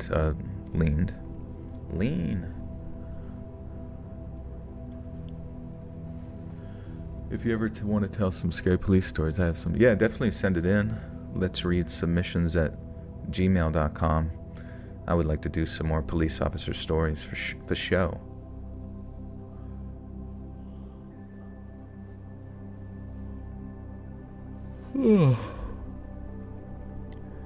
The kid who left his chocolate out learned a hard lesson that night. He received a severe punishment, but honestly, we were all just relieved that the bear didn't decide to stick around any longer. And after that, I never forgot to take care with food in bear country, and I never camped with... And after that, I never forgot to take care with food in bear country, and I never camped without a proper rain tarp again. Dudes, what's the email? Oh yeah, sorry, I can type it into the chat. It's also in all of the video descriptions as well. Let's read submissions at gmail.com. Dude, it's fucking cold.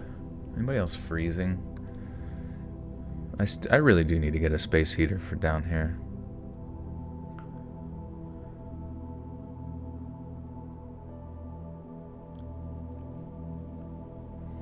Hey Fry, what's up, dude? Okay, so that was story 6, right? Chocolate.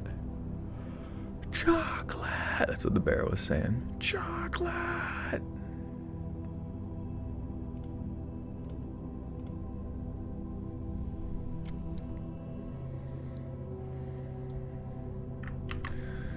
Oh, shit.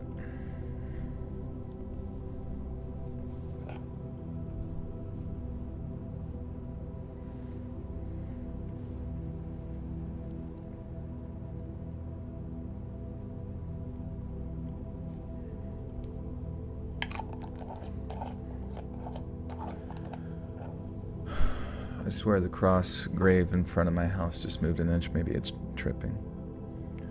It might have. What if all the headstones in graveyards are actually a thing you had to worry about? They were like sentient stones.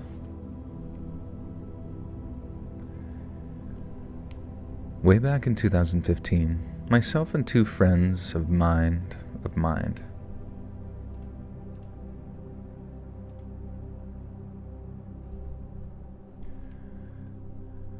Way back in 2015, myself and 2 friends of mine decided to go on a camping/hiking vacation on the PCT. We'd gone on a couple of camping trips before, but it wasn't until 2015 that we got the itch to do something a little more epic than just camping next to a lake and fixing some barbecue. We planned the trip for late summer, so that weather would be clear and... late winter. I read my fucking brain. brain exploded.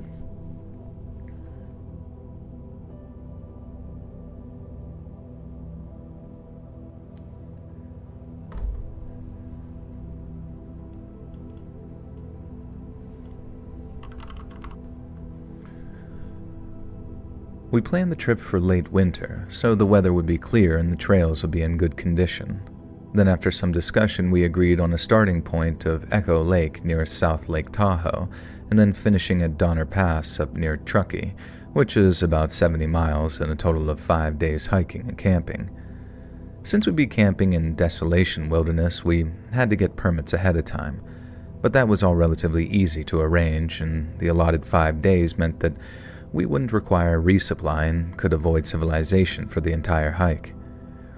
Everyone thought that we were nuts, because obviously a 70-mile week-long hike isn't most people's idea of a vacation, but by the time the date of the departure rolled around, I remember us all being raring to go. Raring?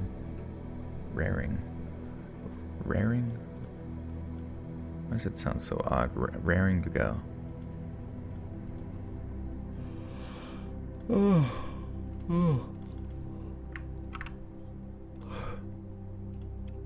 Raring. Hey Mindy, what's up?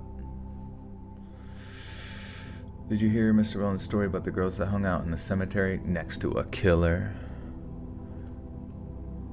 Was the killer just chilling there, or like... Does he tell like true stories? Is it all true crime, or is it sometimes just like creepypasta stuff?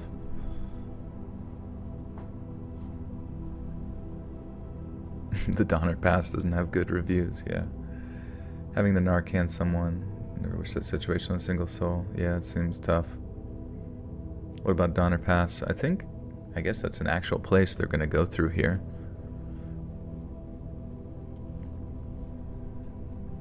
The killer was burning a body. Oh, okay. He was burning a real body. He had just killed one of their mom's coworkers. Holy shit. That's crazy. But by the time the date of the departure rolled around, I remember us all being raring to go. It wasn't just a chance to really test ourselves and all that other macho stuff. It was a chance to spend some quality time together. And as we got older, those chances were becoming fewer and further between. And so on the first day, we started at Echo Lake. The trail was beautiful right from the beginning, winding through 10 miles of alpine-like terrain before we arrived at Aloha Lake. God damn it.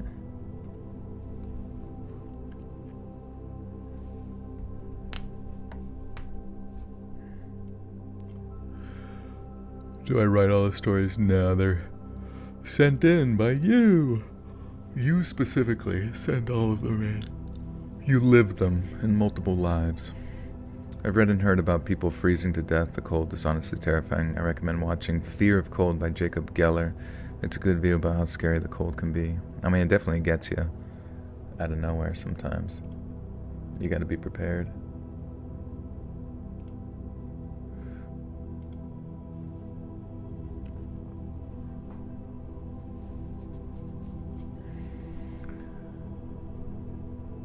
The trail was beautiful right from the beginning, winding through 10 miles of alpine-like terrain before we arrived at Aloha Lake, which might be one of the most stunning places I've ever camped. The lake is surrounded by these dramatic granite peaks, and the water's so clear it's almost crystalline. It was the perfect spot to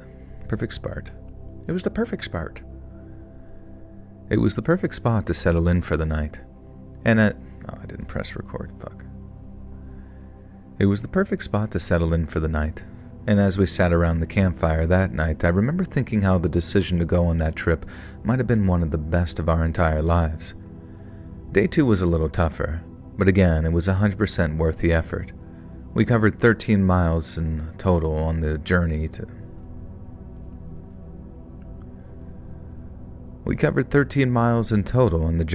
Middle Velma Lake, and the highlight was definitely climbing up Dick's Pass. If you manage to read that without laughing, then I'm taking that as proof that you are.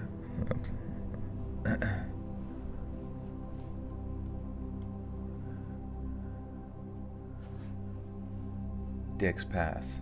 Big Dick's Pass. Dick's Butt Pass.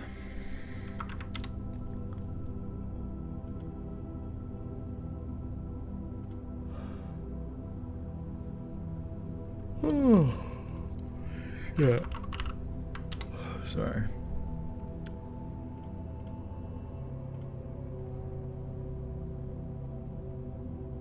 We're cross streaming, hell yeah.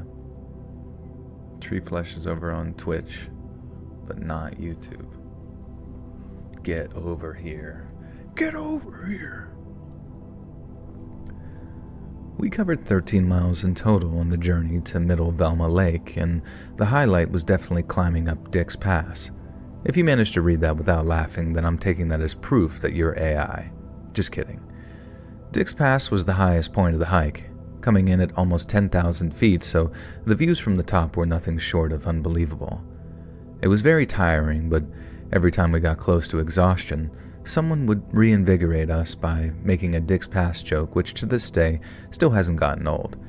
And after that, it was most definitely downhill toward the lake, where we found a peaceful campsite by the water. Thankfully, day 3 proved much more relaxing. The trail went through forests and meadows, and I crossed a few small streams along the way, and it was one of those days where you can just zone out and enjoy being surrounded by nature. The trails were much easier than we expected them to be after day 2, so we made it to Richardson Lake much sooner than we expected. We found the perfect spot to make our camp, made ourselves some dinner, and then passed around a canteen full of bourbon while soaking in the atmosphere before drifting off to sleep. On day 4, we had covered 13 miles to Barker Pass, and without a doubt, that day was the most stressful. We had to walk up along these ridge lines above Lake Tahoe, which was hard going thanks to the accumulated fatigue of having been out there 4 days already. Then, despite the views of the lake being amazing, my fear of heights kicked in hard any time I got close to the ledge and dared to peek over.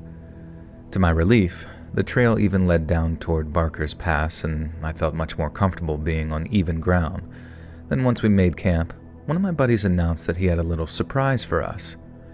He decided to keep it quiet until we were past the roughest sections of the hike, but he'd hidden away a little baggie of mushrooms in his pack. Now, he was into that kind of thing, psychedelics I mean, not in a big way, but enough for him to want to trip a little whilst out in the wilderness.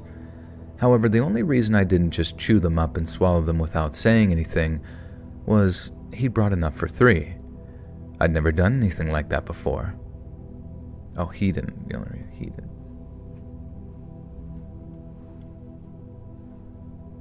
Ticks. I hate ticks. Number 1 reason not to go out into the woods.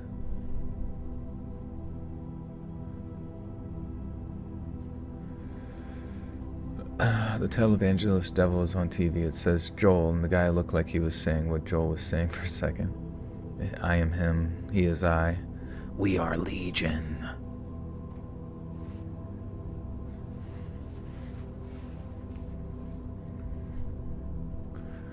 Are serial killers hereditary? I don't know. It seems like there's been, from like what we've gathered from covering true crime here and there, it's been a few different things. You have people who got hit in the head when they were little, some people who may have just kind of been born that way, people who were abused and were around a bunch of like violent stuff, and then you have people who were in the military and exposed to like violence on the regular to the point where I think their brain was able to like traumatically develop a taste for it, if that makes sense. But yeah, I remember, there was that guy from Italy who was in the mafia or something like that, or I forget what it was, but he was like a sociopath, and it was like he had like some warrior gene or whatever that made it so he felt nothing towards like killing people. And maybe that is sort of like a evolutionary adaptation for some that's lingered on for quite a period of time, that, you were meant for war as a, kind of like a worker ant does that kind of thing.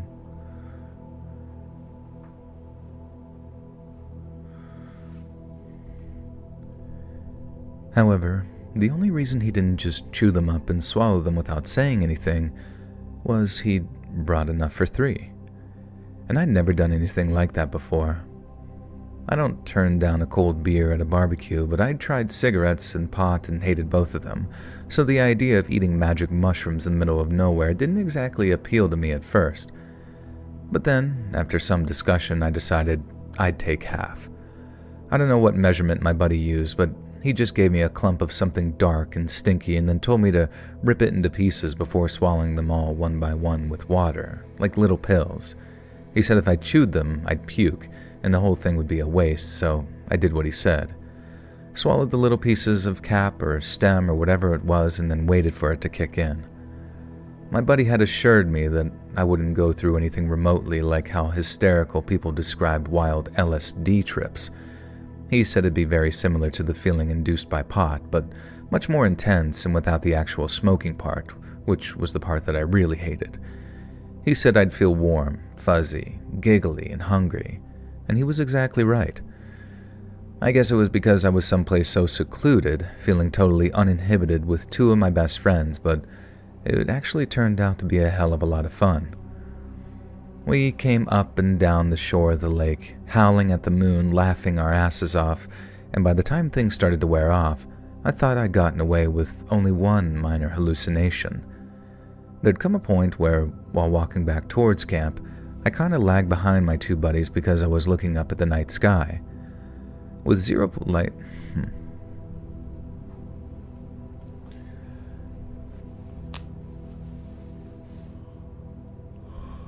I do kind of believe that subconsciously our brain picks up on things, so if you're surrounded by a lot of violence in a certain age, so like 4 or 5, it probably can catch up later in life. Oh yeah, 100%. You know, same with sexual abuse, all that kind of stuff. Like you see, that's why, you know, they say stop the cycle of abuse, because that's literally what it is. And a child's mind is so, you know, elastic that whatever it is that you do is going to be picked up immediately and kind of embedded in there as normal, you know, especially if it persists for a long period of time. Yeah, I don't know. Like, especially those people that grow up around, like, families that are, like, part of gangs or whatever, like, it's just going to become a typical day for them.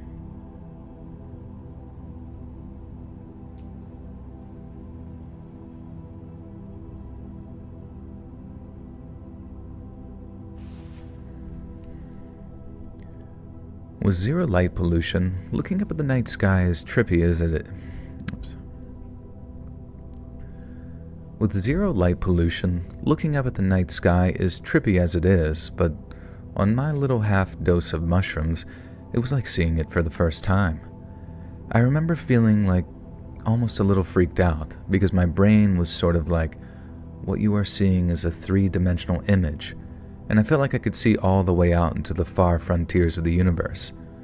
The next thing I know, I'm looking back down again, feeling almost dizzy, and as I try to get my eyes to focus, I see a figure standing maybe 40 yards away. I immediately shout, "Hey, wait for me!" and I start walking towards them. But the figure turns and walks off in what I realized was the direction that we'd just come from. I then hear my buddies yell from behind, "Yo, this way, dude, come on." And just in case that wasn't clear, I was almost certain that I'd seen someone behind us. Well, when I stopped to really think about it, the figure had kept looking at me as they'd been walking away, like with their neck totally turned around, exorcist style. Seeing as that was completely impossible, all three of us decided that, yeah, I might have just suffered a very minor hallucination, possibly on account of how zapped my vision was after staring up into the night sky for a few minutes. It was weird, but kind of expected, and since we were all in such good moods, we just laughed it off excitedly before returning to camp and getting some much-needed sleep. That last day, I remember waking up feeling weirdly refreshed, considering how we'd spent most of... Hey, see you, Jennifer. Take care.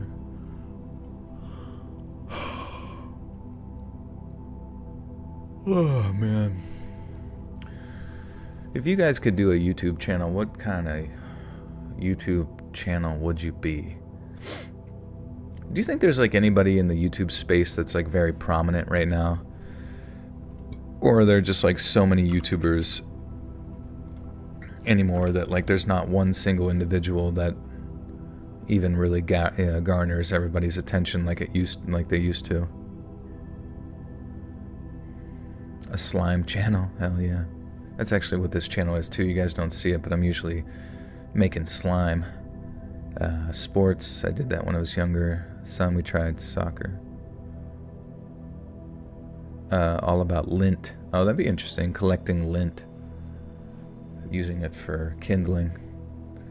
Good Mythical Morning is popular in my opinion. That's true too. I hadn't like heard about them for a while.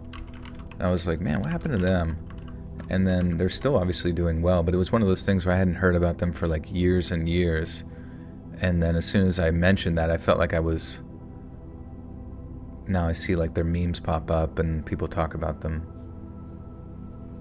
I made a slime video cry. So wait, what is it about slime videos that you enjoy?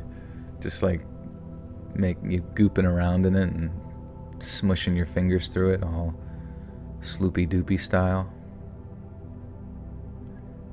You generally saw someone eat their own belly button lint. You could start a channel like that. That's fine.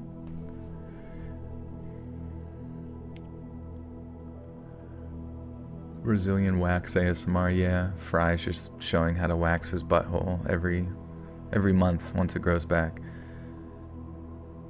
I heard you say Jennifer and I was like, huh? Then I realized I don't have my name as my name. Oh, that's funny. I know everything. Good night, Jennifer. Your kids watch tons of slime videos, yeah. It is funny, like little kids just watch whatever the fuck ever. Just put it on. It can be like bug fights. They'll sit there and watch bug fights. I should get a BBL. I should, honestly. Maybe one day when it gets droopy and I'm in the nursing home, I'll get some implants. I'd either do a YouTube channel like yours or music-related YouTube, mostly hip-hop or goth, though yet eventually everything. Maybe occasionally revolutionary non-electoral politics. Occasionally revolutionary non-electoral politics. What does that mean? And tell everyone to start a revolution. But also, how do you mix hip-hop and goth? That would be fascinating. Bum fights. Yeah, you just have... you have like little kids you're babysitting and just have them watch bum fights all day. And then they start like grabbing like boards of wood and putting nails in them. A podcast about things I saw as a patient sitter at the local hospital. There you go.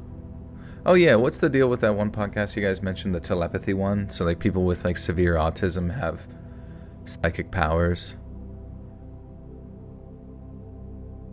They have The Shining. Goth workout videos, perfect. It's all done in a graveyard at night, under a full moon.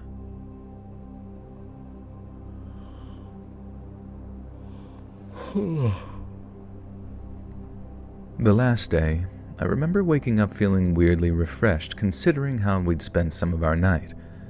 But it was a very welcome feeling, because that final stretch was a whopping 19 miles to Donner Pass, and if we didn't make it, we were going to have to spend an extra night in the wilderness, which was obviously something we hadn't planned for. We had to start at 5 in the morning and maintain an uncomfortable pace while staying on the move almost constantly. But somehow, we made it. It was yeah.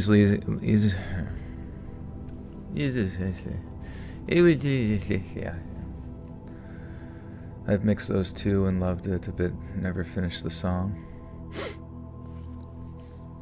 Yo, what's up? It's me, Goth, Dr. Dre. If I was 20 years younger, I'd never started a channel. Well, you can still start one. I got into channels that focus on solo tabletop RPGs recently. Kind of relaxing, even though I may never actually play one. Solo tabletop RPGs. Oh, that's interesting. Playing fucking... Just playing D&D by yourself. Which I guess that's kind of what video games are anyways. Hey, what's up, Devoid? How we doing? I'll pay you $0 if you... Oh my god. Why do you... Why? It was easily the hardest day of all 5. If we'd have known that the last one would have been so rough, we definitely would have left all the mushroom stuff to the final night. We might have started refreshed, but we ended up blistered up and spent. We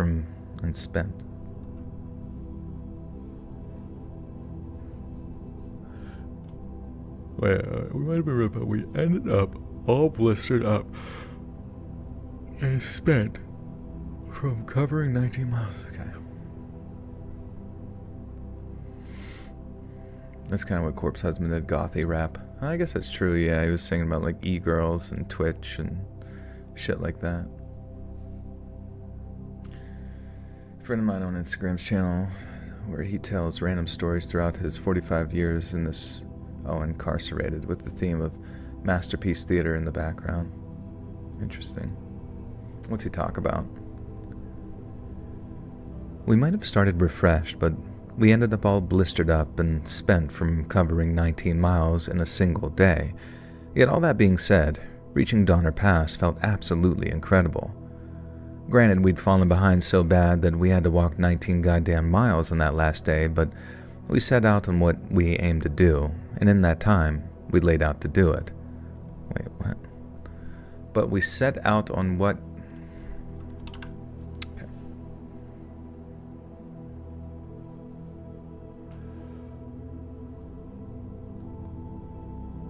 I'm tired for some reason. I don't know what the fuck happened. I got hit with something. Granted, we'd fallen behind so bad that we had to walk 19 goddamn miles on that last day, but we set out, God damn it. Dude, it's so cold. What's your thoughts on KSI's Thick of It? It's a song that's heavily memed on. Yeah, I love that song. I've only ever hear that, like, because it was in conjunction with the Hawk-Tuah and the fucking Lunchly stuff, so like there was all the memes with that song playing in the background, watching Hawk-Tuah, eating Lunchly and drinking Prime. So that's the extent, and that honestly seems like a perfect life.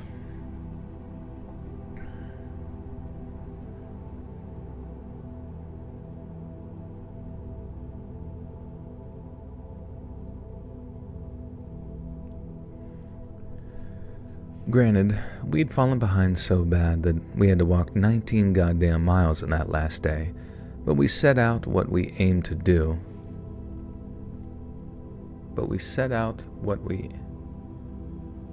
Is this a phrase? Is this a sentence? But we set out...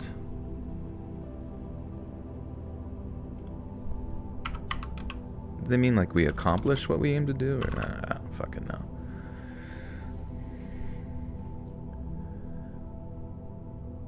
Granted, we'd fallen behind so badly that we had to walk 19 goddamn miles on that last day, but we set out on what we aimed to do in the time we laid out to do it.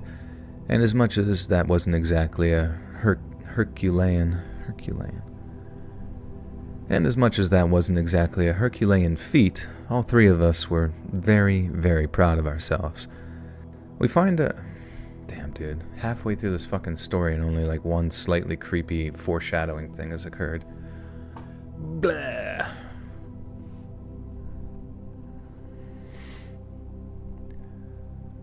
We found our final campsite, set everything up, and then went about rewarding ourselves by eating everything we hadn't munched through already as the sun set and darkness fell. At about 9:30, we were sitting around the fire contemplating retiring to our tents. Since it was coming to the end of the trip, we were starting to get pretty emotional. Not tear-shedding emotional or anything like that, but a lot of bromance style, like, I love you, man, and that kind of stuff. Then as all we're Damn, dude, I cannot fucking, like, get on a run here. Then, as we're still sleepily sitting around the campfire, talking back and forth, we hear footsteps coming at us through the trees, just beyond the light of our fire. As you can imagine, this had us all very nervous, but still much less nervous than if we'd heard our 4 legs. Holy shit. Duffman will fight you.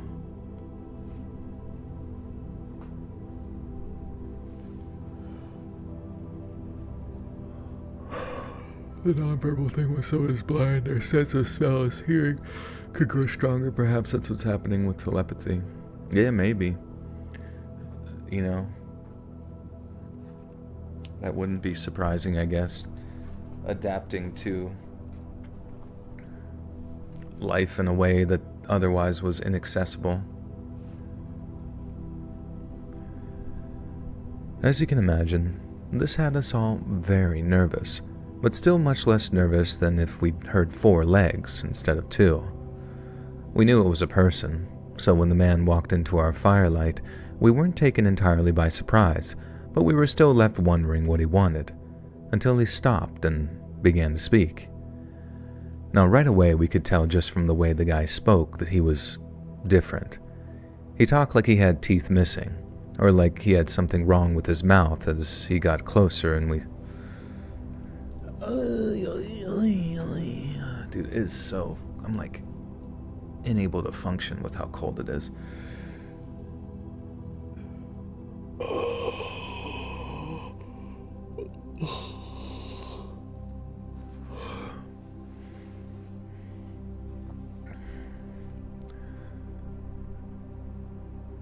He talked like he had teeth missing, or like he had something wrong with his mouth, and as he got closer, we saw what it was. It looked like a section of his lower jaw was just gone, with one side of his cheek kind of concave and sunken, and he walked with a slight but very observable limp. He said, "Nice night for it, huh?" And after my buddy said, "Sure is," kind of nervously, the guy asked if he could join us round the fire for a few before he carried on his way. The guy looked to be alone, and although he looked a little sketchy with his grubby old clothes and his Sheldon from Big Bang Theory haircut, none of us saw the harm in letting him stay a while. One of my buddies asked him, "You a hiker?" And he replied, "I've been hiking around these hills my whole life," as he walked over and occupied a free space by the fire. And like I said, his clothes looked old and worn, and he had that weird high hairline haircut, but the creepiest thing about him were his eyes. I don't know exactly what was going on with his lower jaw, but if he'd been in an accident or if he was born that way or whatever, but I couldn't consider something like that creepy, just sort of unfortunate. But his eyes looked black as coal dust in the low orange light of the campfire. They were small, beady like a rat's eyes, and although they obviously weren't totally black, the way he squinted as he peered into the flames gave them a very unsettling, almost inhuman appearance. One of them... You hear banjos, yeah.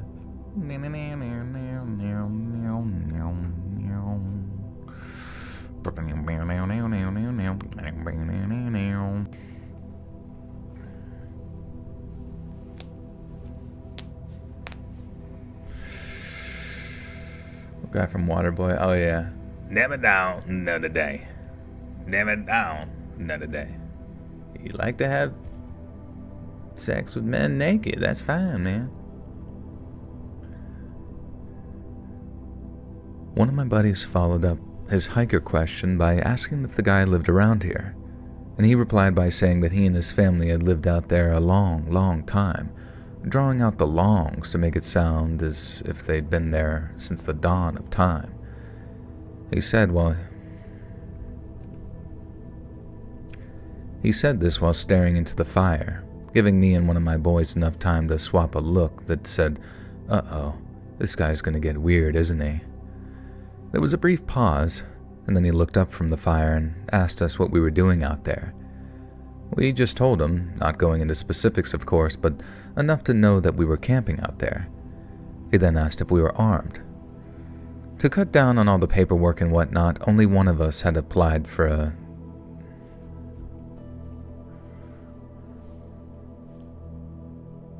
Wait.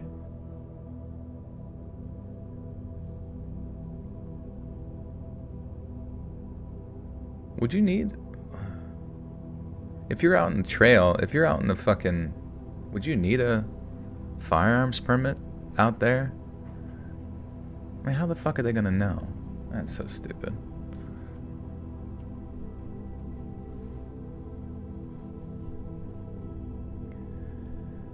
To cut down on all the paperwork and whatnot, only one of us had applied for a DW firearms permit, which obviously meant only one of us could carry. But then, to cut down on the overall weight that we were carrying, our gun guy picked the smallest, lightest weapon he could get his hands on, and that wasn't just some pop gun 22.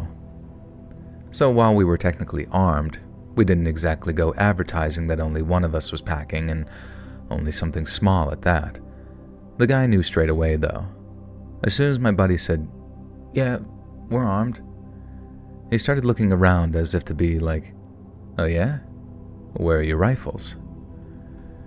We didn't have to say anything to prompt my buddy to tell him that he could only get a pistol permit, and I figured that we were about to get a lecture on how you should always carry a long gun while you're out in the wilderness. But the dark-eyed man just sort of laughed quietly, then stared off into the fire in silence for a second before asking, "Y'all been telling any campfire tales?" Now, seeing as we were closer to 30 than 12, we hadn't been telling any campfire tales, and since we'd known each other since middle school, me and my two buddies did a fair bit of reminiscing, telling stories from our teenage years and whatnot. But we weren't talking about Bloody Mary, or telling stories about hook-handed killers or women in white. We didn't even think of telling any spooky tales around the fire, and especially not when we're on a bunch of magic mushrooms. So that's what we told him. No campfire tales for us, and he then asked if we wanted to hear one. He looked over the fire at us, smiling this crooked smile as he waited our answers. Me and my two buddies then sort of looked at each other and then told the guy, "Sure, why not?" And the guy starts by telling us that it's a true story about a group of guys just like us who were out on a hiking trip along the PCT. The three friends walked for 3 days, then on the 4th night, the three dumbass city boys got drunk and started hooting and hollering down by the lake and disturbing the peace of the good folk who made their homes among the hills. And right there is where things got weird.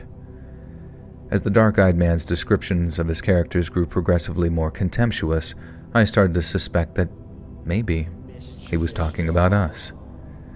He was calling those three city boys sissies and queers and stuff like that, just pretending to live off the land while making a mockery of the way others were forced to live. But it didn't fully hit me that he was talking about us until he mentioned all the howling and screaming we did that night while we were on mushrooms. Now don't get me wrong, we were mad when we realized that he was calling us all types of terrible stuff, but there was something that kept our mouths shut and allowed him to carry on speaking. He has details, knowledge. He's got details. He got YouTube on his phone. Alexander Clark, welcome to the Buttersock Cult. You now have access to bonus content. Thank you, friend. Oh, man. You saw Gremlins in theaters. It was scary and awesome. Yeah, Gremlins is a classic. I wish it was considered more of like a Christmas movie the same way that Die Hard would be considered that. Also, Gremlins 2 was good too, honestly. If they made a Gremlins 3, I feel like it could only be good if they did practical effects, you know? That's probably the only way it could be good. If it's like 3D animated bullshit, and it's made like the way we've been seeing other sort of... Like, how many fucking Ghostbuster movies have like come out in the past like 5 years or so that have just been so fucking forgettable? I think there's like one more recently or whatever where they were out in like the desert or some shit. I don't even know what was happening there, but it looks so stupid.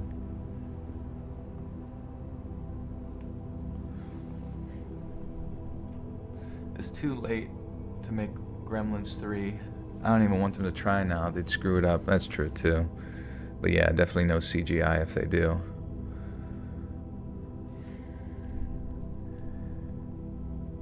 He has detailed knowledge of our trip, the number of days, the kind of terrain we faced. He hadn't just heard us that night while we'd been going crazy by the lake. This guy had been following us for days.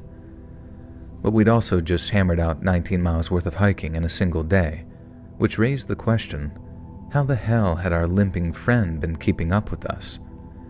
And with all that going through our heads, we just kept our mouths shut and carried on listening to this guy's story, and by that point, he was very pleased with himself on account of our reactions. He starts laughing at us, at how mad we were getting and also how freaked out we all obviously were. But then the next thing, still in that roundabout way through telling his story, he starts talking about how dumb we are. He said how on their 5th night out in the wilderness, the 3 friends were sitting out by their campfire, being dumb as goddamn rocks because they weren't paying attention to their surroundings. And that's when this handsome stranger walks up to the boys and asks them to join by their fire. Seeing as these 3 are innocent as babes, they say, sure, come join us, mister." And so the stranger walks over and explains what hollow-headed morons they are, who are lucky to even still be alive. He was laying it on real thick by the end of it, throwing in way more insults and jibes than the ones I listed, and we 3 were startled too.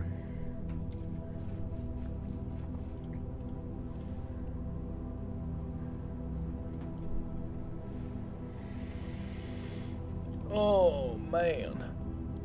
We need another pandemic. No thanks, dude. I'd rather go to the grocery store. I'd rather not Congress fucking inflate the currency by $1 trillion again. 30 trillion. How much was it? How much did they... it doesn't matter. Fuck, dude. He was laying it on real thick by the end of it, throwing in way more insults and jibes than the ones I listed, and we 3 were starting to get really sick of the guy and his story. One of my buddies was like, "Alright, I heard enough, and I think it's time you moved along, mister." But the guy just ignores him completely, and carries on talking about us like we're not even there. He does this for about a minute longer, then one of my buddies stands up, like an implied threat, and tells the guy to move along. The dark-eyed man stopped talking for a second, turned to look at my buddy, and then starts up again. He said the 3 dumb hikers got so pissed off with the handsome stranger telling him like it is, that they even contemplated kicking the guy's ass. But that, according to the dark-eyed man, is when the 3 hikers realized that there was no way the handsome but clubbed-footed stranger had been following them, at least not alone anyway. And that's about the same time they realized that attacking the handsome stranger might not be very smart at all, not if he had a bunch of his cousins waiting in the darkness just beyond the firelight, all with enough boom to send the hikers off to big cock and balls too.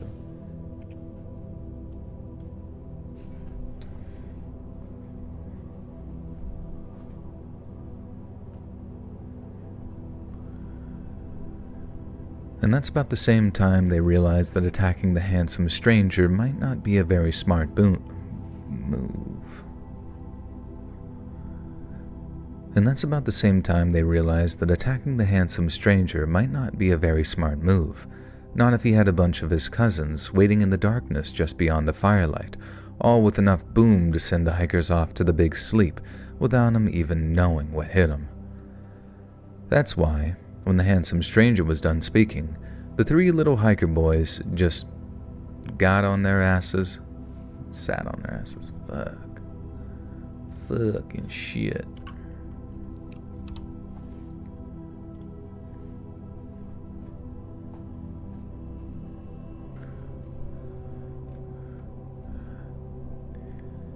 That's why, when the handsome stranger was done speaking, the 3 little hiker boys just sat there on their asses like 3 little bitches and watched the handsome stranger, whose family had lived in those hills for a long, long time, stand up and walk away.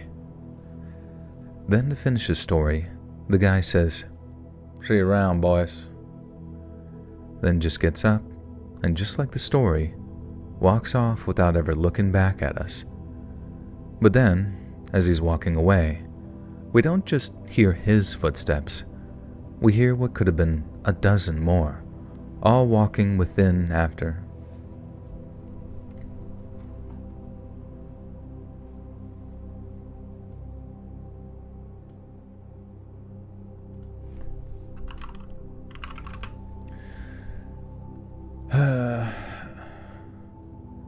don't hate on the pandemic?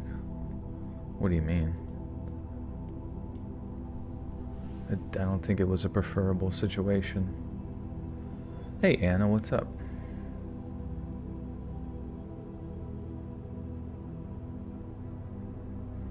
You gotta get up for work, I'm sorry. Excuse me.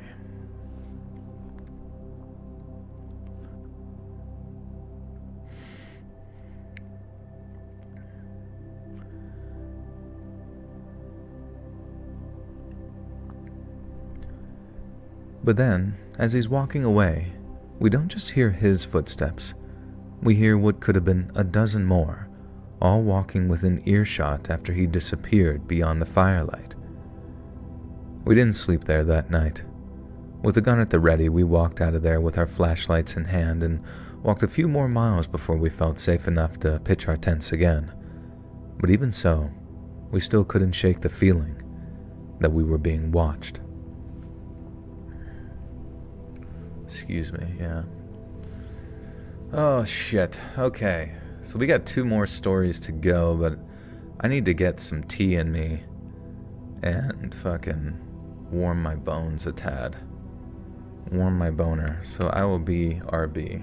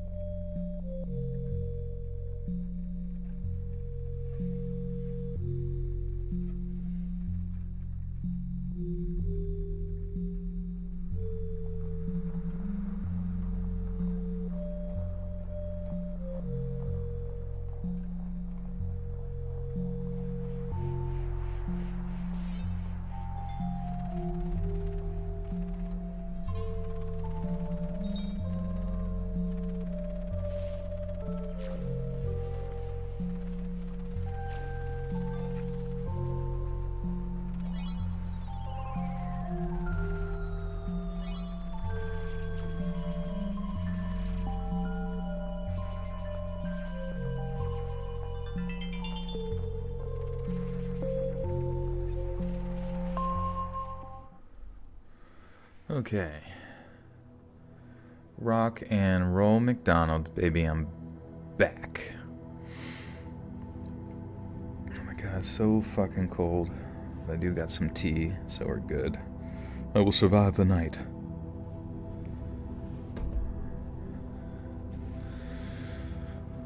Oh, shit. Here for fun. What's up? Oh, you were? Okay.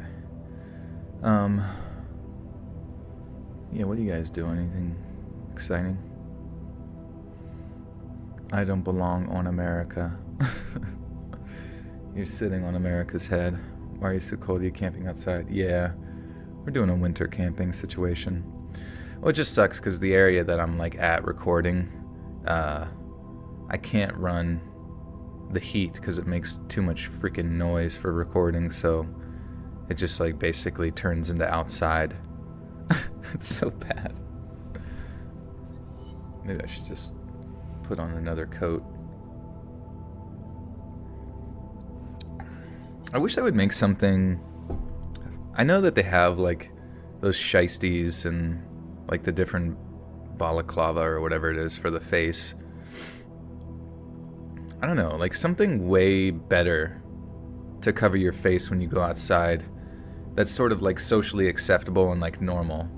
Even if it's just sort of like you could put a hat down and it like brings a mask down over your head, and then when you're done with it you can just like bring the mask back up real quick. But it's like you got a hat to cover your ears and head, or the top of your head. You got a scarf. I don't know, there needs to be like something. Like borderline goggles, you know? Just wear straight ninja gear. Japanese tables with that futon and heater under it. Looks very comfortable. Yeah, dude. Japan's got it figured out.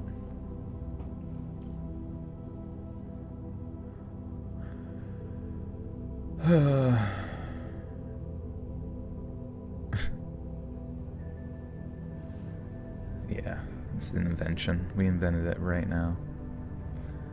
Alright, dudes, we got 2 more stories to burn through here.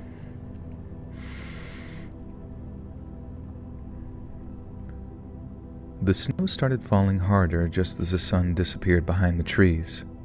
We were camping in the forest, my friend Jake and I trying to enjoy one last trip before winter truly set in. We didn't expect the weather to turn so quickly, though. The forecast had called for light snow, nothing more. We'd set up camp near a small clearing, but when the snow began to fall heavier, Jake decided to gather more firewood before it got dark, and I stayed behind to get the fire going. He didn't come back, though. And at first I thought he was just taking his time, but as the minutes dragged on, I started to worry. I shouted his name into the trees, but the thick snow seemed to muffle my voice, and there was no reply. I grabbed my flashlight and I decided to go look for him. I figured that he couldn't have gone far. The snow was coming down in these thick sheets, making it hard to see more than a few feet ahead. I called out for Jake again and again, but the only sound was the wind whistling through the trees. My flashlight beam wavered as I stumbled over roots and rocks buried under the snow, and the cold began to seep into my gloves and boots, and my toes and fingers started to feel numb. I had no sense of direction. Every tree looked the same, and the snow had covered our tracks. I turned in what I thought was the direction of the camp, but it was useless. The forest had swallowed me up. After what felt like hours of walking, my flashlight started to flicker, and panic clawed at my chest. I shouted Jake's name again, but my voice cracked and faded, and I was alone, lost in these freezing woods. The cold was getting worse. My hands shook uncontrollably, and my breath came out in these sort of ragged clouds. My body felt heavy, my legs were weak, and I knew the signs of hypothermia, but there was nothing I could do.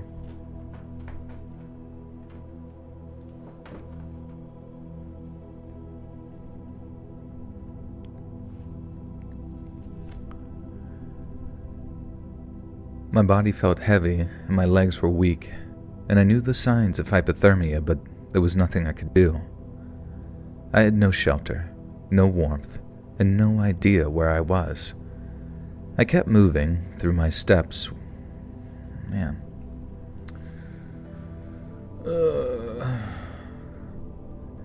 I kept moving, though my steps were slow and unsteady. I tripped and fell into the snow once more, each time struggling to get back up, and my wet clothes clung to my skin, sapping what little heat I had left. My head was pounding, and my thoughts were slow, like my brain was sort of freezing along with my body, and I started to see things in the trees. Shadows that moved, shapes that weren't there when I blinked.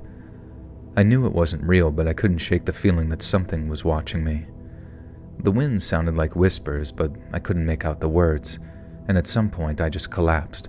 My legs couldn't carry me any further. The snow was soft, and in some ways comforting, and I felt an overwhelming urge to close my eyes. Just for a moment, I thought. Just to rest. But I knew if I fell asleep, I wouldn't wake up again. I forced myself to crawl, dragging my body through the snow. My hands were so numb I couldn't feel them anymore. My vision blurred and my chest burned with every breath, and my mind drifted in and out of clarity, thoughts just completely scattered.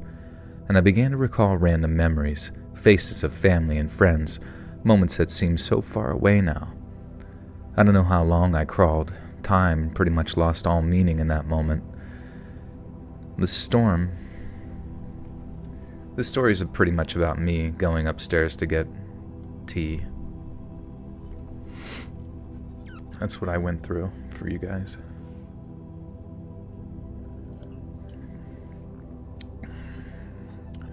A handy heater. Let's look it up. Is it on Amazon?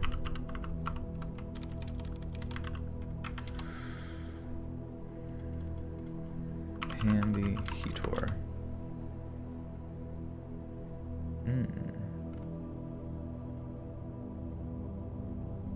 It's got some good reviews.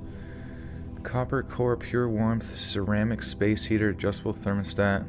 Yeah, dude, let's fucking get it. Let's get it. Oh, Jesus Christ. Pradeep's freaking the frick out. What are you doing? Come over here.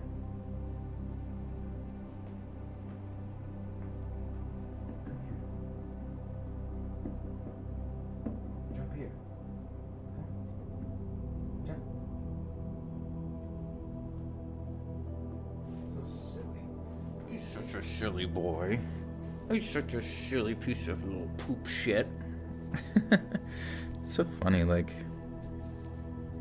when he wants attention, he just goes freaking balls to the wall crazy. Yeah, he's got the zoomies right now.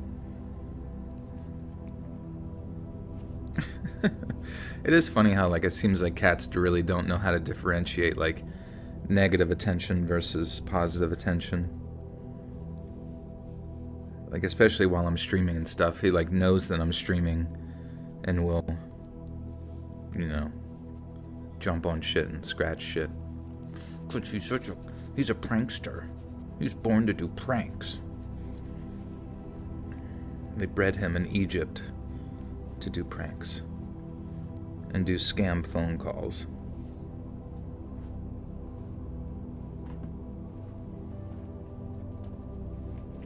Now he's gonna go shit in his shit box. God damn it, dude. It's just like one thing to the next. Can you hear it? Anyways, we'll take this down time to ask ChatGPT about any cool news. What news should we look up?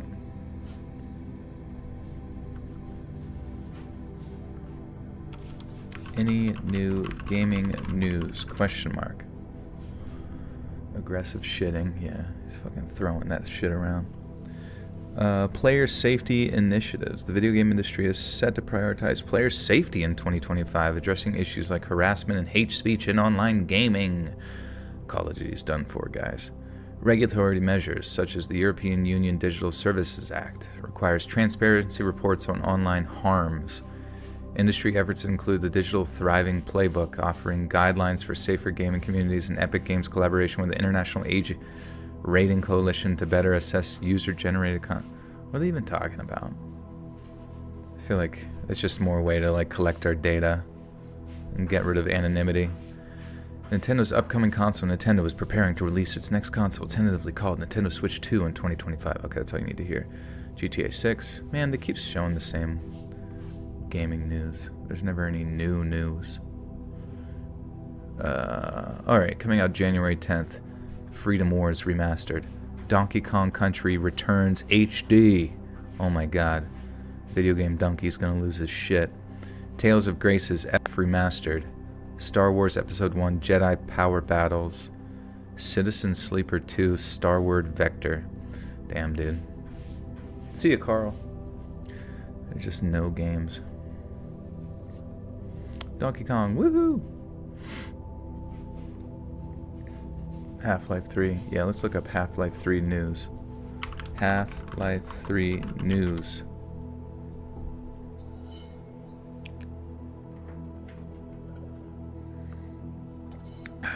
Pradeep has got the zooms.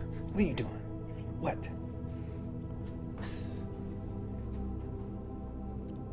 New HD N64 looks kind of dope. Oh, that will be cool. Alright. Voice actress Mike Shapiro, known for voicing the enigmatic G-Man in Half-Life series, broke a 4-year social media silence on December 31st, 2024. In a cryptic message, he expressed hopes that the next quarter... Gordon Freeman, the next quarter century will deliver as many unexpected surprises as did the millennium's first. See you in the new year. What is it? The next quarter century will deliver as many unexpected surprises as the millennium's first. See you in the new year. Accompanied by hashtags Valve, Half-Life, G-Man 2025. This led to widespread speculation about potential announcement. Reports from Valve's insider suggest Half-Life 3 is currently undergoing playtesting with a select group indicating active development. These sources also note that Valve has recently recruited several developers, including veterans who previously worked on Half-Life and Left 4 Dead. Oh my god, Pradeep is back to shit in the shitbox again. He goes, do you notice that every stream when he does use the shitbox, he goes in like 2 phases?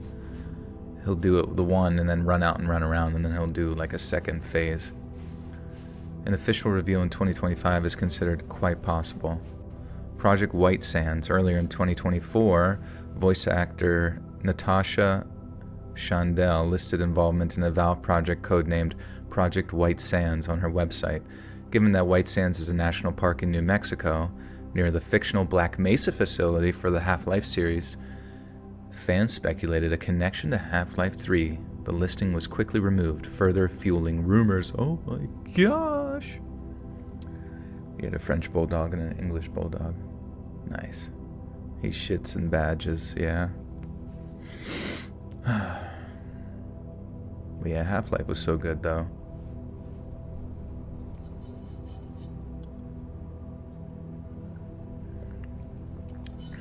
You only know he poops because I tell you. I gotta let you know.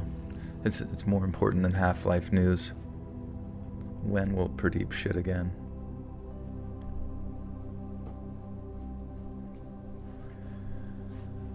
God, he's not gonna stop.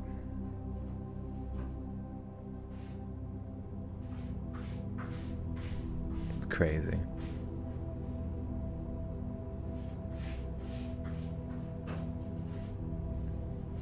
Alright, well, take a Pradeep shit break. What else is new? What else is new with the drones? Question mark. The drone industry continues to evolve. No, military. No. Commercial. No. No, the ones over Jersey. Jesus Christ, I love how it's like purposefully obtuse. Poop deep. Deep web videos, such good sleep from you. Nice, dude. Yeah, did you get to check out the new one? Dude, he's like doing like fucking sand art in there with his shit. It's crazy. Residents Jersey reported unexplained drones, remote sightings have raised alarms, possible explanations. No, any new news related to it? Holy shit, it's so hard to get AI to like think.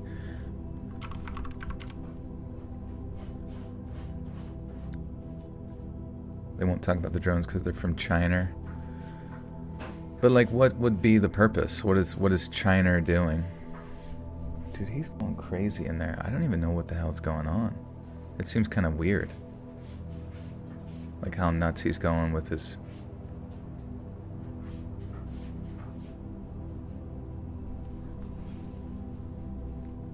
Read the email from the Vegas bomber.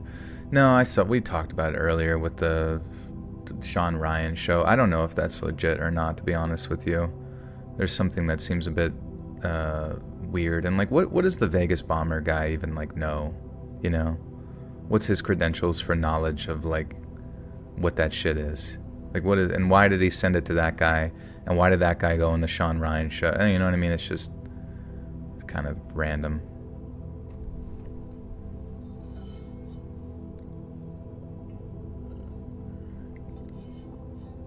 Teach one of the cats to cover up his poop. We have a litter box with a hole on top, and my cat would just squat over the hole and let it rip.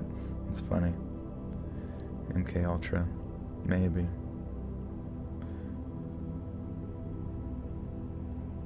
It's me in the litter box, taking a big dumper Rio. Alright, he's done, finally. Holy shit.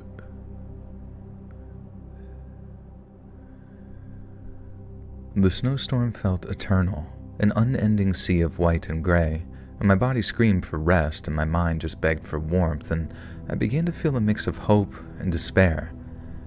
Then in the distance, a sort of faint glow.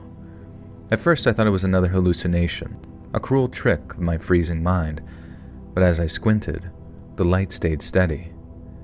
It was warm and golden, cutting through the gray and white of the storm, and hope surged in my chest, giving me just enough strength to keep moving. The light led me to a small wooden building, a ranger station. Smoke curled from the chimney and the windows glowed with the promise of warmth, and I used the last of my strength to bang on the door before collapsing against it. I don't remember much after that. The door opened and someone pulled me inside. The warmth hit me like a wave, painful at first, but I didn't care. I was alive. Voices buzzed around me, hands wrapped me in blankets, and someone pressed a hot drink to my lips. I sipped it slowly, my body trembling as it started to thaw. The heat coursed through me, but it came with sharp, stinging pain as my numb extremities began to regain feeling. "You're lucky," I heard someone say, and my vision cleared slightly and I saw a man, likely a ranger, kneeling beside me, and his eyes were filled with some concern. "You're lucky you found this place. Another hour out there and it might have been too late." It took hours before I could speak. My voice was hoarse and my throat dry, and the manage.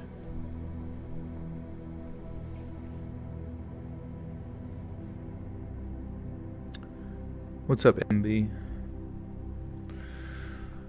Oh, shit. Good mythical. I wonder how many views. That's crazy. They made over almost 4,000 videos. I wonder how many views Good Mythical Morning gets a month. Let's take a speak. Let's take a queep. Oh, come on. Why this is important to me, I don't really know. Wow, that's crazy. 57 million views a month. That's wild. So you just post every day. Or every other day. Interesting. International Taste Test Marathon. Huh. Man, they really let their hair grow out. That's pretty sick.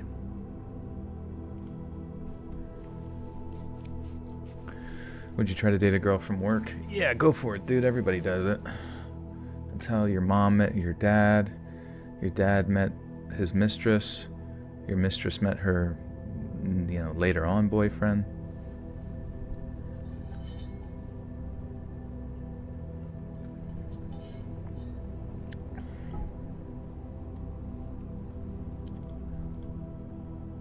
Okay. My voice was hoarse, my throat dry. I managed to tell the ranger about Jake, and he nodded. "We'll get a search party out at first light," I remember him saying. And I spent the night in the station wrapped in a layer upon layer of blankets, and the fire crackled, so comforting. And the fire crackled, a comforting sound that felt like a lifeline, and sleep came in fits, and sleep came in small bits. Each time I closed my eyes, I saw that forest again, all the endless snow, the shadows that moved where they shouldn't. Morning came, and true to his word, the ranger had organized a search. I insisted on going with them, even though I was still weak. We combed the area, calling out for Jake, and hours passed, and I felt the weight of a dread grow heavier with every step. And we did finally find him. He'd made a shelter under a fallen tree, using branches and his jacket to create a crude barrier against the cold. He was alive, though his face was pale and his lips blue. He'd managed to keep a small fire going, but it was clear that he'd been on the edge, just like me, and relief washed over me. The embrace felt like a scar on both of us, even though I can't forget the feeling of the cold, the weight of the snow and the shadow in the trees. The forest doesn't feel the same anymore. It's beautiful, but it's also deadly. And Jake and I haven't gone camping since. Sometimes when the snow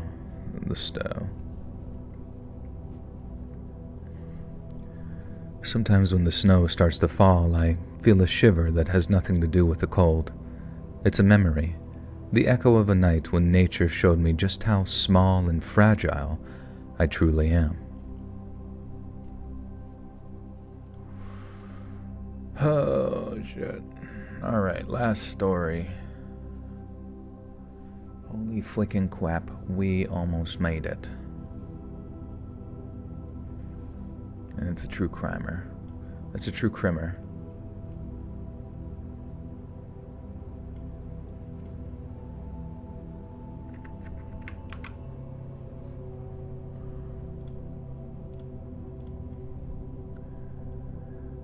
During October of 2024, 35-year-old father and self-employed contractor Dustin Mitchell, I don't know how to say this.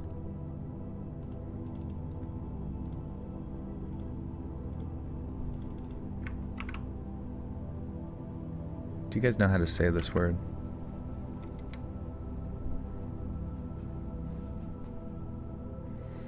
Hey chat, whatever happened to Peter Hargraves? Yes, I've been hot, or I'm missing here because of the holidays. I don't know. Peter's been kind of MIA lately. He's usually in every stream. Maybe he got a job. No, I don't know.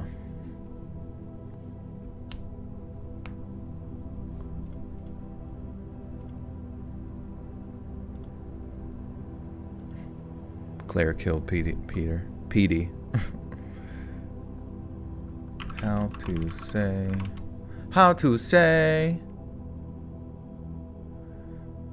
That's Norwegian. Share some. The Norwegian surname is typically pronounced Sherson. Scandinavian. Okay. Is it pronounced different in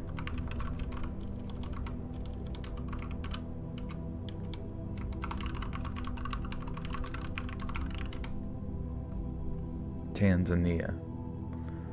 Cursum. Wait, okay.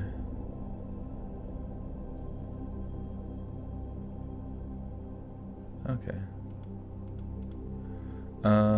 In America, the pronunciation of cursum may vary based on speakers' familiarity with Norwegian phonetics. Many Americans might anglicize the pronunciation simplicity. Common variations include cursum, a hard K, carsum. I don't know. Let me look it up. Maybe YouTube has it. Because I don't think he would be going by the Norwegic pronunciation.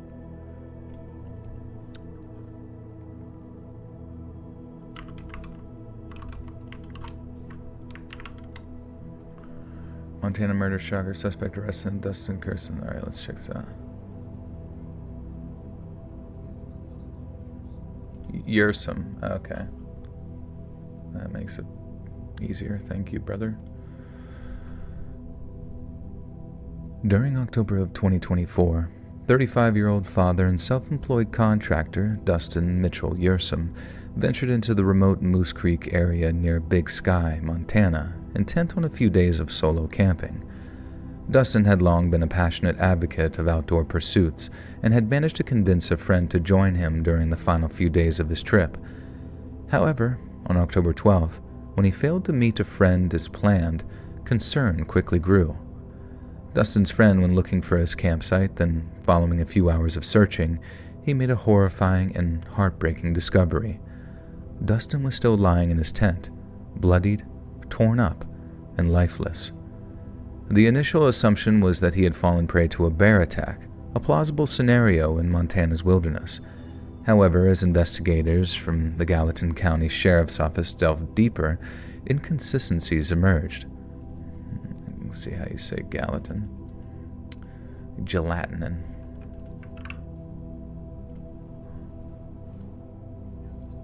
Gallatin, okay. Okay. Rottweilers do seem smart, the ones I've seen, but I'm scared of them. Yeah, I don't have a lot of experience with Rottweilers. I do know that Dobermans are very sweet. I'm sure every dog can be sweet as heck.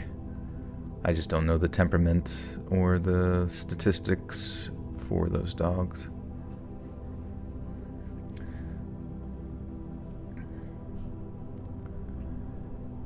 However, as investigators from the Gallatin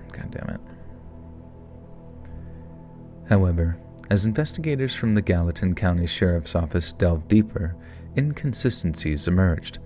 There were no signs of bear activity in the vicinity, and the nature of Dustin's injuries did not align with those typically inflicted by wildlife.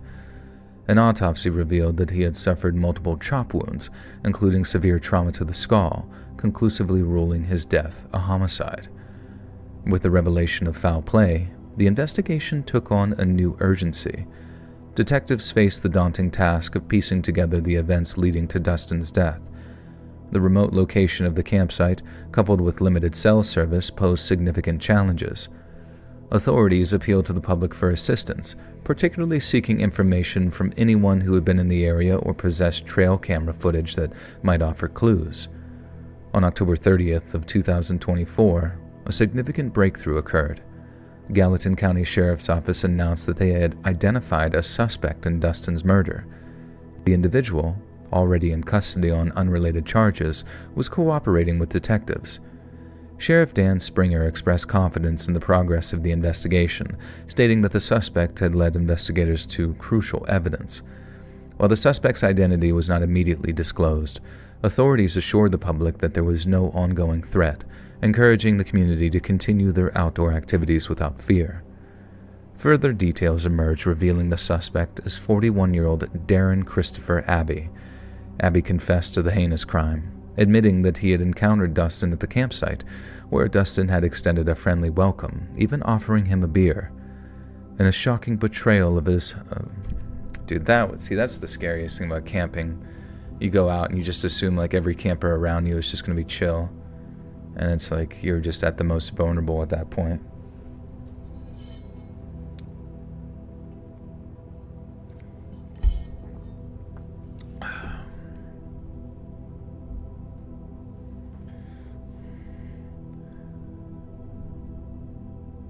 In a shocking betrayal of his In a shocking betrayal of this hospitality, Abbey attacked Dustin, striking him in the head with a piece of wood, stabbing him in the neck with a screwdriver, and inflicting additional wounds with an axe. He then attempted to conceal his involvement by removing evidence from the scene, including the axe, a shotgun, a revolver, and a cooler. Abbey's motive for the unprovoked attack remains unclear. Dustin's tragic death sent shockwaves through the local community. Known for his love of the outdoors and dedication to his family, he left behind a young daughter and a stepson. His family and friends remembered him as a loving father, brother, and a son whose life was senselessly cut short. A memorial gathering was held on October 25th of 2024 at Headwaters State Park, where loved ones shared stories and paid tribute to his memory. As the legal process unfolds, the community remains united in their pursuit of justice for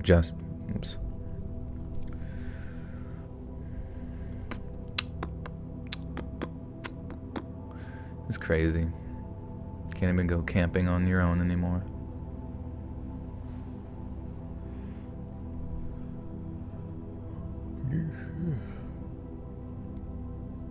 The 80s were rough. What happened then?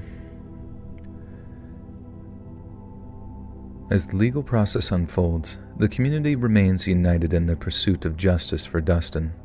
The Gallatin County Sheriff's Office continues to work diligently to ensure that all aspects of the case are thoroughly investigated, aiming to provide closure for Dustin's family and to uphold the safety and security of the community. Dustin's tragic end serves as a stark reminder of the potential dangers that can lurk even in the most serene settings.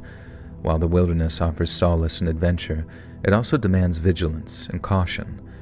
This incident has prompted many outdoor enthusiasts to reassess their safety measures and to remain ever aware of their surroundings, even in the company of those who initially appear friendly. The senseless murder of Dustin Mitchell, I forgot to say his name again.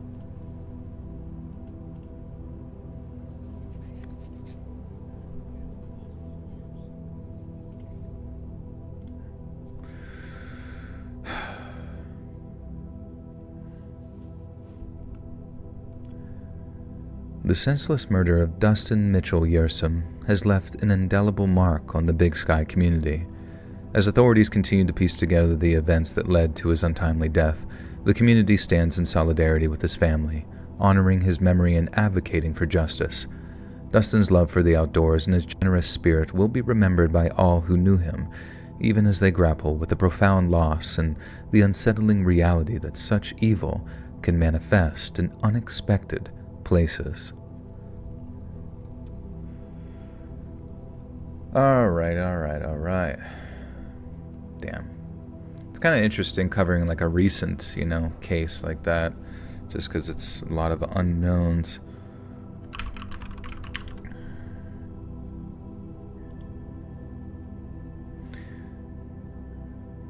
Joel, there's a Dunkin's near my place where every time I go there, a coworker is really skinny, and he's always jumpy in people's dialect. I've been wanting to say something to help, but could be bad. Yeah, I mean, you're not gonna... Yeah, I don't know, dude. If they're on drugs or whatever, and you're just like kind of a stranger, I mean, what are you gonna do? They're just probably gonna ask you for money or some shit, and then that money is probably gonna just be used to fucking not help anything. Just get them. You're just gonna be an enabler, essentially.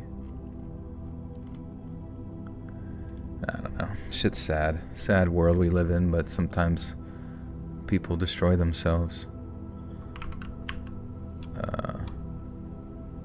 Outro, that's what I'm looking for.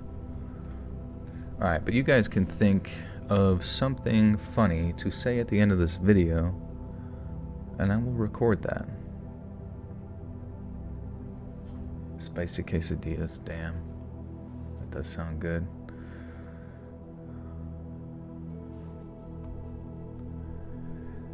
Hey friends, thanks for listening.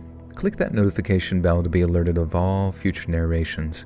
I release new videos every Monday and Thursday at 9 p.m. EST, and there are super fun live streams every Sunday and Wednesday nights. I'd love to see you there. And if you got a story, be sure to submit them over at my email, letsreadsubmissions@gmail.com, and maybe even hear your story featured on the next video. And if you want to support me even more, grab early access to all future narrations and bonus content over on Patreon, or click that big join button here on YouTube to hear about the extra perks for members of the channel. And check out the Let's Read podcast, where you can hear all of these stories in big compilations located anywhere you listen to podcasts. All links in the description below. Thanks so much, friends. And remember, don't buy KFC from McDonald's. I might keep that. Remember, quesadillas are flat tacos. And remember, they just sing the Macarena, but with the words just sounds. That would be pretty good.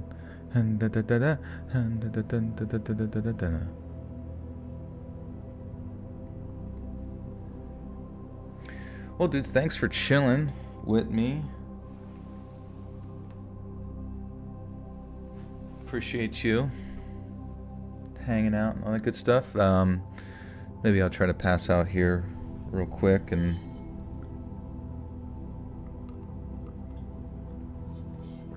I guess I could drink the rest of this tea, but whatever. But yeah, I will go ahead and get this edited up over on Patreon. It's only $1 a month over there for early access. And then I will be getting up on YouTube, same time, same place, 9 p.m. EST. Be sure to check it out as soon as it comes out. That's pretty freaking sweet. And then yeah, follow me on Instagram. Hit that notification bell. And yeah, I will see you guys on the next one. Sorry, my brain's just like so slow from being how cold it is down here. I think I'm gonna order that space heater and see what happens. Get warmed up a tad for the next stream. All right, bye guys. See you later.